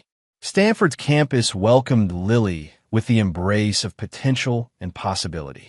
The program directors, subtly vetted through Rubin's network, impressed even Caleb with their genuine enthusiasm for Lily's talent and their comprehensive approach to both nurturing and protecting their young artists. "She'll thrive here," Bridget observed as they helped Lily settle into her dormitory. "It's the perfect environment for her to explore her abilities without constraint." "It feels right," Caleb agreed, watching Lily confidently arrange her space, already chatting with her roommate, a young violinist from Seoul. All of it. 2 days later, with Lily comfortably integrated into the program's orientation activities, they prepared for the meeting with Vanessa. She had suggested a private room at a restaurant in Palo Alto, neutral territory with both privacy and public surroundings. Caleb felt an unexpected calm as they approached the venue. Years of tactical awareness had him automatically scanning entrances, exit routes, and potential vantage points, but the habits now felt performative rather than necessary, a recognition of how far they had come. Vanessa waited inside, having arrived early. She stood as they entered, a study in controlled nervousness. The years had been kind to her physically, her blonde hair now elegantly touched with silver at the temples, her figure still slim, but the most striking change was in her demeanor. The calculating ambition that had once animated her features had given way to something more measured, perhaps even humble. "Lily," she breathed, taking in the sight of her daughter but maintaining her distance, uncertain of what boundaries existed. "You're beautiful." "Hi, Mom," Lily replied, her voice steady despite the emotional complexity of the moment. "It's good to see you." Vanessa's gaze shifted briefly to Caleb and Bridget. "Thank you both for making this possible. I know it can't have been an easy decision." "It was Lily's decision," Caleb clarified gently. "We're just here to support her." The initial awkwardness gradually eased as they settled around the table. Conversation began hesitantly. Lily's music, her school accomplishments, the Stanford program, before inevitably circling toward the questions that had remained unasked through years of cards and distant phone calls. "I don't expect forgiveness," Vanessa said finally, addressing the underlying tension directly. "What I did, what I was willing to do, doesn't deserve it. But I want you to know, Lily, that not a day passes when I don't regret the choices I made and the pain I caused." "Why did you do it?" Lily asked, the simple question carrying the weight of years of wonder. Vanessa didn't flinch from the inquiry. "The simplest answer is also the most shameful: ambition. I convinced myself that the life I wanted, power, influence, wealth, justified any means of achieving it. I allowed that ambition to override basic humanity, love, maternal instinct." She shook her head. "There are psychological explanations I could offer, but they would just be excuses. Were you ever happy with us?" Lily's follow-up question revealed the personal fear beneath her curiosity. "With me and Dad, I mean, before everything else." "Yes," Vanessa answered without hesitation. "Those early years, watching you grow, building our family, there was real joy there. My dissatisfaction came later, and it was with myself, not with you. Never with you." The conversation continued, painful truths acknowledged and cautious connections reestablished. Bridget contributed her perspective as both stepmother and witness to Lily's journey, her natural diplomacy helping bridge difficult moments. As the meeting concluded, Vanessa hesitantly asked if she might attend one of Lily's performances during the summer program. "I'd like that," Lily decided after a moment's consideration. "Maybe not the first one. I'll be nervous enough. But later in the program." "Of course," Vanessa agreed readily. "Whenever you're comfortable." Outside afterward, walking back towards Stanford's campus, Lily processed the meeting with remarkable maturity. "She's different than I expected," she observed thoughtfully. "Sadder, maybe, but also more real." "People can change," Bridget offered. "Sometimes tragedy or consequences create space for reflection that wasn't possible before." "Do you think she's genuinely sorry?" Lily asked Caleb directly. He considered the question carefully. "I believe she regrets her actions and their consequences. Whether that constitutes the kind of remorse that leads to fundamental change, only time will tell." "Would you ever forgive her?" Lily pressed. The question stopped Caleb momentarily. "I already have, in some ways," he realized aloud. not to excuse what happened, but to free myself from carrying it. Holding on to anger would have meant Westfield and his conspiracy continued to shape our lives, even from prison. Lily nodded, absorbing his perspective with the thoughtfulness that increasingly characterized her approach to difficult subjects. I think I understand. Forgiveness isn't about excusing what they did. It's about not letting it control our future. Exactly, Bridget affirmed, exchanging a proud glance with Caleb. Very insightful. As they continued walking through Stanford's sun-dappled campus, Lily suddenly stopped, turning to face both adults with unexpected determination. I want you both to know something, she declared. What happened with Mom, with Westfield, with all of it, it was terrible. But what we built afterward, she gestured between the three of them. This family we've created, I wouldn't trade it for anything. The simple declaration struck Caleb with unexpected force. The recognition that from the darkest conspiracy had emerged a foundation of genuine love and trust that no ambition or corruption could undermine. Neither would we, he assured her, Bridget nodding in emphatic agreement. That night, after Lily had returned to her dormitory, Caleb and Bridget walked the quiet paths of Palo Alto, processing the day's emotional complexities. Lily handled that with remarkable grace, Bridget observed. She's inherited your strength. And your diplomacy, Caleb added. She navigated that conversation better than most adults would have. What about you? Bridget asked perceptively. Seeing Vanessa again, after all this time? Caleb considered the question seriously. It was clarifying. The woman I married barely exists anymore. Maybe she never really did. He paused, finding the right words. But what I feel most strongly is gratitude. Gratitude for Lily, for you, for the fact that what was meant to destroy us instead became the foundation for something genuine. He took her hand as they walked. The liability became the catalyst. Bridget smiled, understanding the reference to the word that had started everything. From liability to legacy, she mused. Not a bad transformation. As summer progressed, Lily flourished in the Stanford program. Her performances drew increasing attention from instructors and visiting professionals. Vanessa attended her third recital as agreed, maintaining the respectful distance Lily had established while clearly treasuring the opportunity to witness her daughter's talent. One evening, following a particularly successful performance of Chopin, Lily surprised them by suggesting dinner with all four of them, Caleb, Bridget, Vanessa, and herself. Are you certain? Caleb asked privately, wanting to ensure she wasn't feeling pressured. I am, Lily confirmed. I'm not saying I want us to be one big happy family or anything, but I think I need to see that the past really is resolved, that we can all exist in the same space without old ghosts taking over. The dinner proved less awkward than anticipated. Vanessa had clearly prepared herself emotionally, focusing on Lily's accomplishments and asking thoughtful questions about Vienna without attempting to insert herself inappropriately into their family dynamic. As the evening concluded, she pulled Caleb aside briefly. Thank you, she said simply, for raising her to be so much better than either of us were.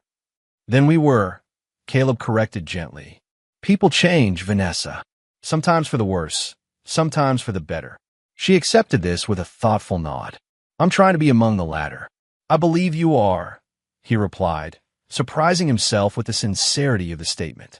As they prepared to return to Vienna at summer's end, Lily had established parameters for ongoing contact with Vanessa, regular video calls, possible future visits, a cautious rebuilding of relationship on new, more honest foundations.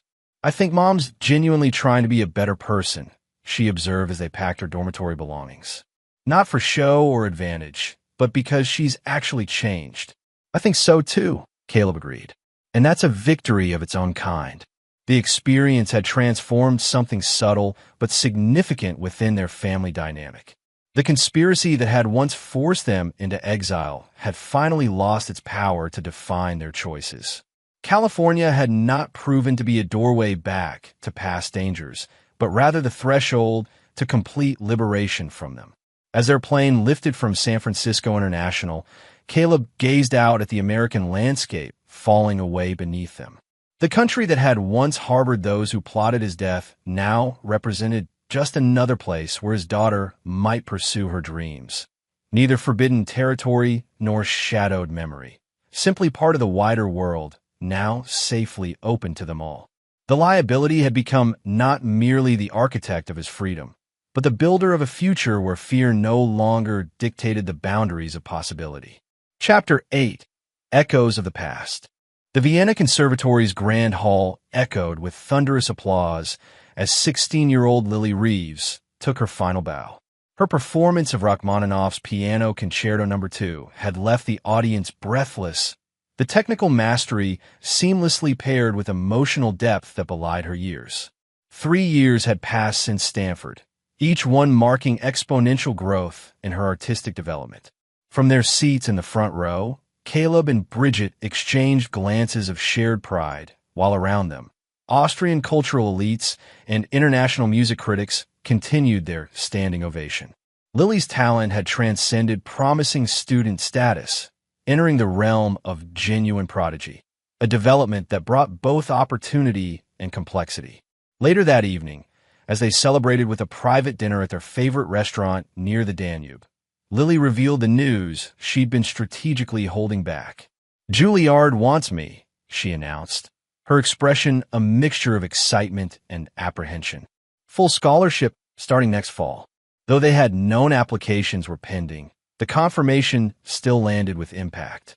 Juilliard meant New York, America, a return to the country they had fled 8 years earlier. "That's extraordinary." Bridget recovered first, raising her glass. "Congratulations, Liebling." "Indeed," Caleb added, genuine pride overriding momentary hesitation. "Juilliard is the pinnacle. You've earned this." Lily studied them both with the perceptiveness that had only sharpened with adolescence. "But it means going back to the States." "I know that's complicated." "Not anymore," Caleb assured her, finding truth in the words as he spoke them. "The threats have been neutralized. Westfield remains in maximum security with no possibility of parole. General Thornton died in prison last year, and the company has a New York office now," Bridget added practically. "We could divide our time between continents." Lily's relief was palpable. "I was worried you might think it was too risky, or that you'd insist on constant security that would make normal college life impossible." 8 years ago, perhaps, Caleb acknowledged. But circumstances change. People change. He raised his glass. To Juilliard and new beginnings. The toast shouldn't have been prophetic. The celebration shouldn't have been their last moment of complete peace. But 2 hours later, as they returned to their apartment building, Caleb noticed the subtle signs immediately. The security panel's indicator light showing momentary tampering, the barely perceptible scuff marks near the lock. "Wait," he instructed Lily and Bridget quietly, drawing the compact sidearm he still carried despite years of tranquility. Old habits proved life-saving once again. Inside, the apartment appeared undisturbed at first glance. Nothing obviously missing or displaced. But Caleb's trained eye caught the minute discrepancies. A desk drawer closed at a slightly different angle, the edge of a rug not perfectly aligned with its usual position. "Someone's been here," he confirmed, completing a sweep of the rooms. "Recently?" "Burglars?" Lily asked, though her tone suggested she already understood this was something more targeted. "Professionals," Caleb corrected, discovering the sophisticated listening devices planted in multiple rooms. "This isn't about theft." A secure call to Rubin, now managing their New York office, set immediate countermeasures in motion. Within hours, a security team had swept the entire apartment, removing surveillance equipment and securing digital systems.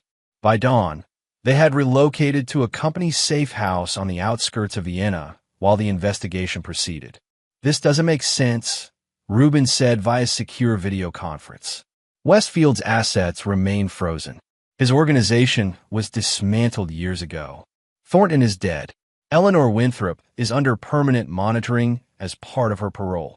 Someone else, then, Caleb reasoned. Someone we missed. Or someone new.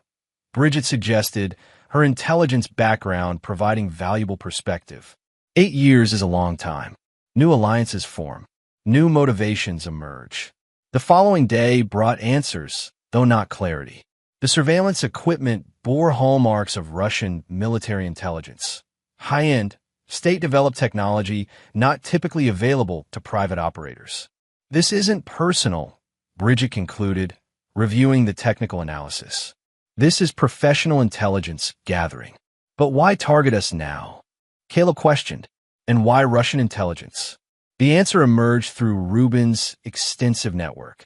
Recent intelligence community chatter indicated renewed interest in the Westfield case, specifically in files that had been sealed during the prosecution due to national security implications. It appears Westfield had deeper connections to Russian defense interests than publicly acknowledged, Rubin explained.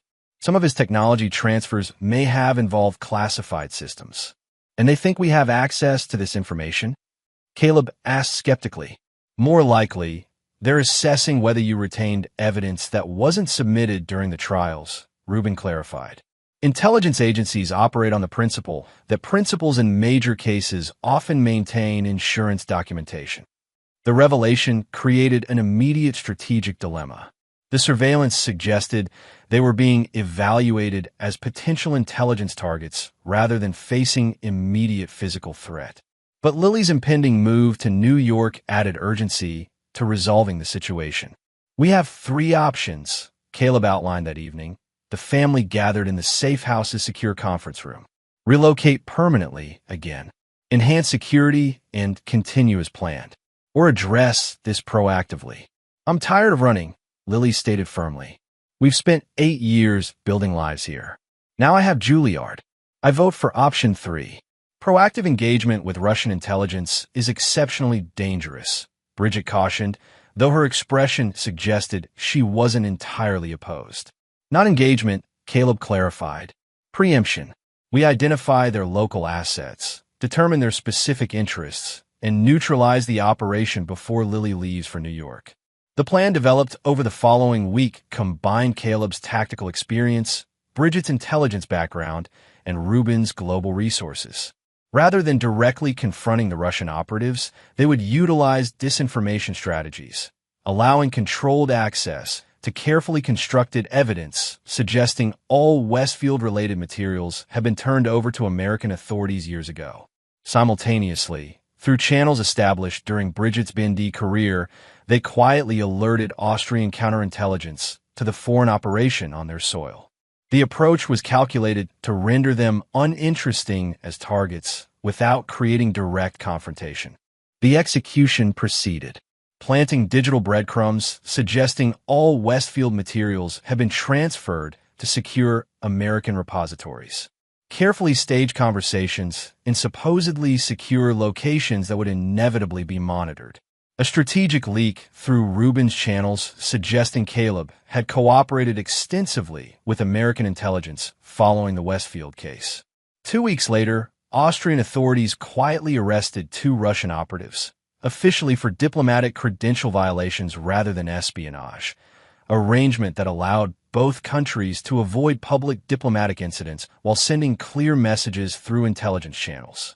The surveillance has stopped, Rubin confirmed through their secure line. Our sources indicate the operation has been discontinued.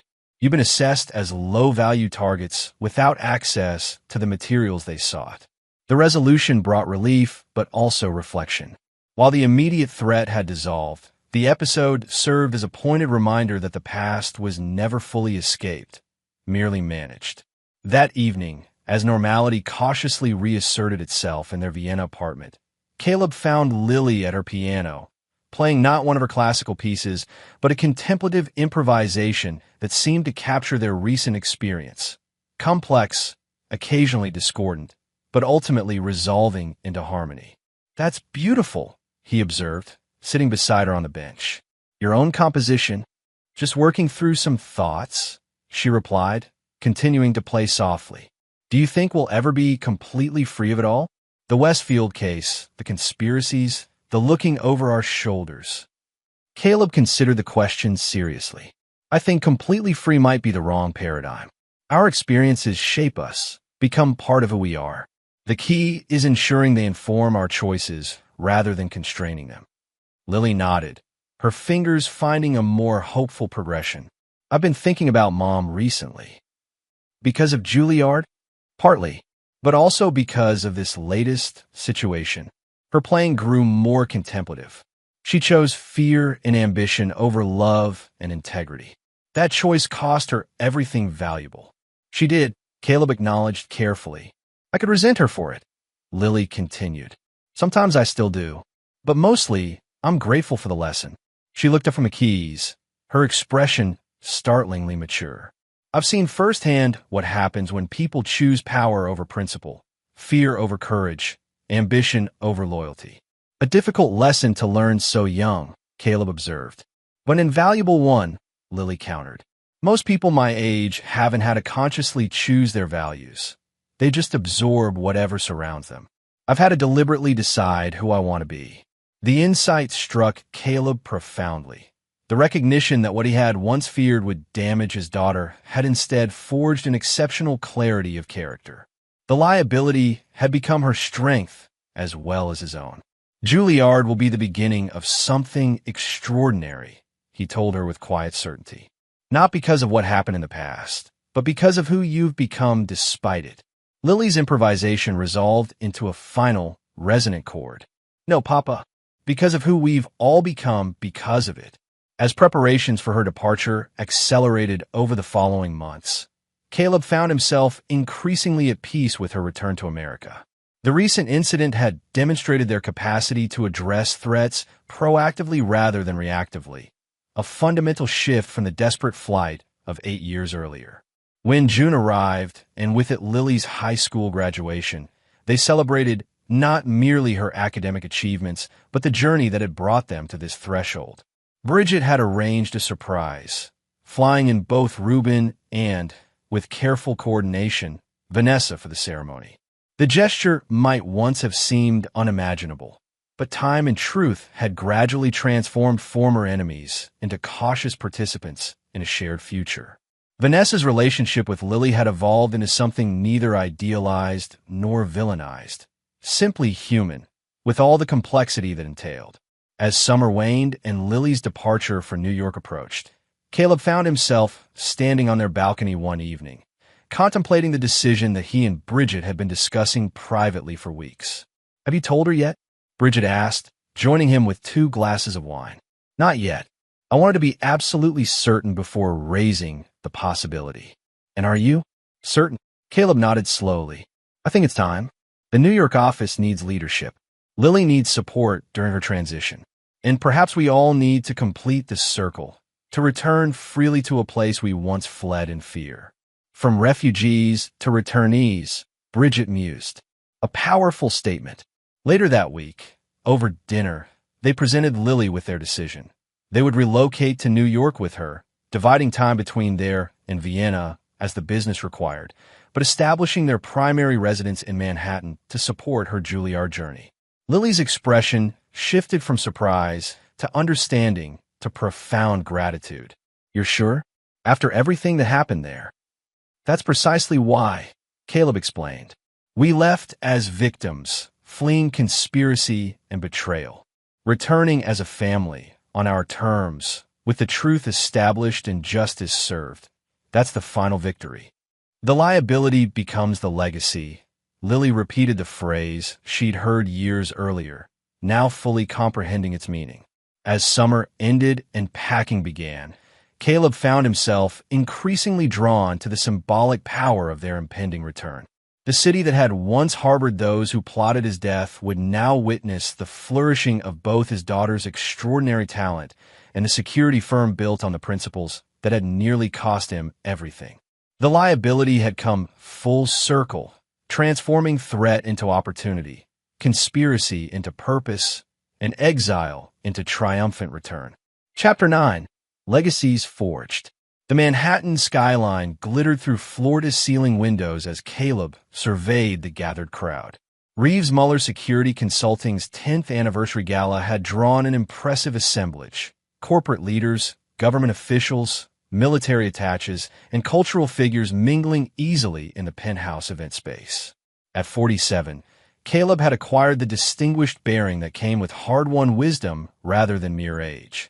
The company he and Bridget had built from exile had grown into a global leader in corporate integrity and security consulting, with offices in 7 countries and a reputation for uncompromising ethics.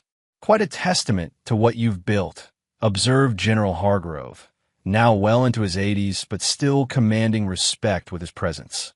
The retired officer had become a close family friend and occasional company advisor over the years. What we built together, Caleb corrected, including Bridget in his glance as she approached with champagne flutes. None of this would exist without the stand you took a decade ago. I merely provided cover, Hargrove dismissed modestly. You did the hard work of rebuilding afterward. The conversation paused as attention shifted toward the small stage where a Steinway grand piano awaited. At 19, Lily Reeves had matured into a poised young woman whose musical career was experiencing a meteoric rise. Now in her second year at Juilliard, she had already performed with major symphonies and recorded her first album of Chopin interpretations. As she took her place at the piano, the crowd fell silent in anticipation. Rather than one of her classical showcase pieces, however, she began playing an original composition, one Caleb recognized as the improvisation she had been developing since their Vienna days. Now fully realized, it wove complex emotions into a narrative of challenge, loss, resilience, and ultimately, triumph. The piece held the audience spellbound, its emotional authenticity transcending technical brilliance. When the final notes resonated and then faded, there was a moment of profound silence before thunderous applause erupted. Lily acknowledged the response with gracious nods before speaking into the microphone. That piece is called Liability to Legacy. It tells the story of my father, my stepmother, and the journey that ultimately created this company. She gestured toward Caleb and Bridget. 10 years ago, they taught me that our greatest vulnerabilities can become our greatest strengths when faced with courage and integrity. Everything we celebrate tonight was built on that foundation. The personal tribute brought unexpected emotion to Caleb's typically composed demeanor. Bridget squeezed his hand in silent understanding. Later, as the evening progressed, Caleb found himself in conversation with a Justice Department official who had been involved in the original Westfield case. Dominic Westfield died last month, the official informed him quietly. Heart failure in the Federal Medical Center. I thought you should know. Caleb absorbed the information with surprising equanimity. Thank you for telling me. Does it bring closure? The official inquired. Closure came years ago, Caleb replied thoughtfully. When we stopped defining our lives by what he tried to take from us and started building something he could never touch. Across the room, he noticed Lily deep in conversation with a New York Philharmonic's conductor, while nearby, Bridget charmed a group of European ambassadors in flawless diplomatic German. The sight crystallized everything they had achieved, not merely survival, but flourishing. After the guests departed, the family lingered in the emptied venue, reluctant to end such a milestone evening. Joined by Ruben, who now headed their European operations, they shared a final quiet toast. 10 years, Ruben marveled. From a desperate escape plan to this. I'm not sure any of us could have imagined it. I did, Lily surprised him by saying. Not the specifics, maybe, but even as a scared 6-year-old, I somehow knew Dad would turn it all around. She smiled at Caleb. You never saw yourself as a victim, even when you were literally running for your life. He saw himself as a protector, Bridget corrected gently. First of you, then of the principles that nearly cost him everything. And now, Caleb prompted, curious about her perspective. Now you're a builder, Bridget decided. Of security, of trust, of systems that prevent others from experiencing what we did. The observation resonated deeply. From victim to fugitive to protector to builder, the evolution felt right, each stage necessary for what followed. The following morning, Caleb rose early, drawn to the floor-to-ceiling windows of their Tribeca penthouse. The city sprawled before him, the same city from which they had fled a decade earlier, now transformed into the headquarters of everything they valued. Bridget joined him, wrapping her arms around him from behind. Having existential thoughts after last night's celebration? Reflective ones, he clarified, about how circuitous the path has been to arrive exactly where we were meant to be. She nodded against his shoulder.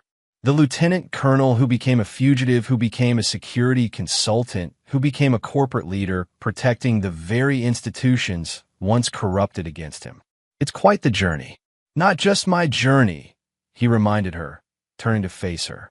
You left a peaceful life in Stuttgart to join a man on the run with a traumatized child. That required extraordinary courage. Or extraordinary recognition, she countered with a smile. Some risks are worth taking because of who you're taking them with.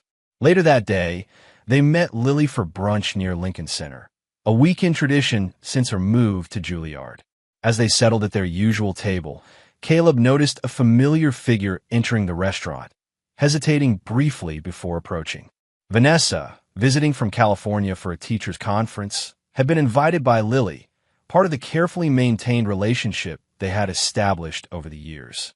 Time had softened her once sharp edges, bringing a quieter dignity to replace former ambition.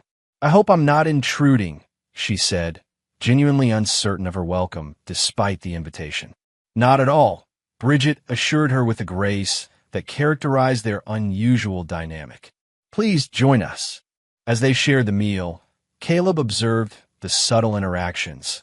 Lily's animated descriptions of her upcoming European tour, Bridget's thoughtful questions about Vanessa's teaching position, Vanessa's genuine interest in the company's recent humanitarian security initiatives in developing nations. The tension that might have dominated such an encounter years earlier had gradually evolved into something approaching normalcy, not through forgetting the past, but through refusing to be defined by it. When Lily excused herself briefly, Vanessa turned to Caleb with unexpected earnestness. I heard about Westfield's death. How you feel about it? Surprisingly little, he admitted. He ceased being central to our story long ago. She nodded, understanding. I used to dream about the life I thought he could give me. All that power, influence, wealth. Her gaze moved between Caleb and Bridget. But you two have built something far more valuable, something real. You've built something too, Bridget noted kindly. Your teaching, your literacy program. That matters. It does, Vanessa acknowledged. Though I'll always wish I'd realized sooner what actually matters. When Lily returned, the conversation shifted to her upcoming performance schedule and the foundation she had established to provide musical education in underserved communities, a purposeful use of her growing influence that reflected the values instilled through her unusual upbringing. Later that afternoon, as they walked through Central Park, Lily linked arms with both Caleb and Bridget, a young woman comfortable with the complex tapestry of her family history. I've been thinking about legacies, she said thoughtfully. About what we leave behind. Rather philosophical for 19, Bridget teased gently. Maybe, Lily conceded with a smile. But I've been surrounded by people making consequential choices my entire life. It makes you think about impact. And what conclusions have you reached? Caleb asked. That legacy isn't what happens to you, but what you build from it. She squeezed their arms. Westfield tried to destroy us. Mom participated out of misguided ambition. But the legacy of that conspiracy isn't destruction. It's this family, the company, my music, everything we've created in response. The profound observation hung in the crisp autumn air as they continued their walk, the park's pathways carrying them past landmarks that had once been mere names on a map and now constituted the geography of their redemption. That evening, Caleb stood on their penthouse terrace, watching the city transition from day to night, lights emerging like stars against the darkening skyline. Bridget joined him, a comfortable silence settling between them as they absorbed the view. Do you ever think about that moment? She asked finally. When Lily asked you what a liability meant? Often, he admitted, how one innocent question possibly saved all our lives. And changed them immeasurably, she added. The liability became not just your designation in their conspiracy, but the very thing that brought it crashing down. And ultimately built all of this, he concluded, gesturing toward the illuminated city. Now their city, claimed not through fear, but through triumphant return. As if summoned by the conversation, Lily appeared in the doorway, evening breeze catching her hair. "Phone call from Carnegie Hall," she announced with barely contained excitement. "They're offering me a solo recital next season. My own program, whatever pieces I choose." The achievement, exceptional for a sophomore at Juilliard, represented another milestone in her rapidly ascending career. As they celebrated with impromptu champagne, Caleb felt the full circle of their journey complete itself. From a frightened child asking about a dangerous word to a confident young artist claiming her place on the world's premier stages, Lily embodied everything they had fought to protect and nurture. Later that night, after Lily had returned to her dormitory and the penthouse quieted, Caleb found himself drawn once more to the windows overlooking the city that had witnessed both their greatest vulnerability and their greatest triumph. "Penny for your thoughts," Bridget said, joining him in comfortable silence. "I was thinking about that word again. Liability." He turned to face her. In financial terms, it represents obligation, responsibility, debt. In their conspiracy, it meant vulnerability, obstacle, something to be eliminated. And now I see it differently. A liability is something that holds value precisely because of the responsibility it represents. He smiled. "In that sense, I'm grateful to have been deemed a liability all those years ago. It meant I stood for something worth opposing. And worth protecting," Bridget added, thinking of the frightened child who had inadvertently exposed a murder conspiracy. "And ultimately, worth building upon," he concluded. "The strongest foundations are often forged in the greatest adversity." As Manhattan's lights glittered around them, no longer the backdrop to conspiracy, but the canvas of their rebuilt lives, the final transformation was complete. The liability had become not merely the architect of freedom or the builder of security, but the creator of legacy, one constructed not from ambition or power, but from the uncompromising principles that had nearly cost everything and ultimately provided something far more valuable. In the balance sheet of life, some liabilities transformed into the most precious assets of all. And there you have it. Another story comes to an end. What did you think? I'd love to hear your thoughts in the comments below. If you enjoy this story, consider joining our community by subscribing. It means the world to us. For more stories like this one, check out the recommended videos on screen. And I'll see you there.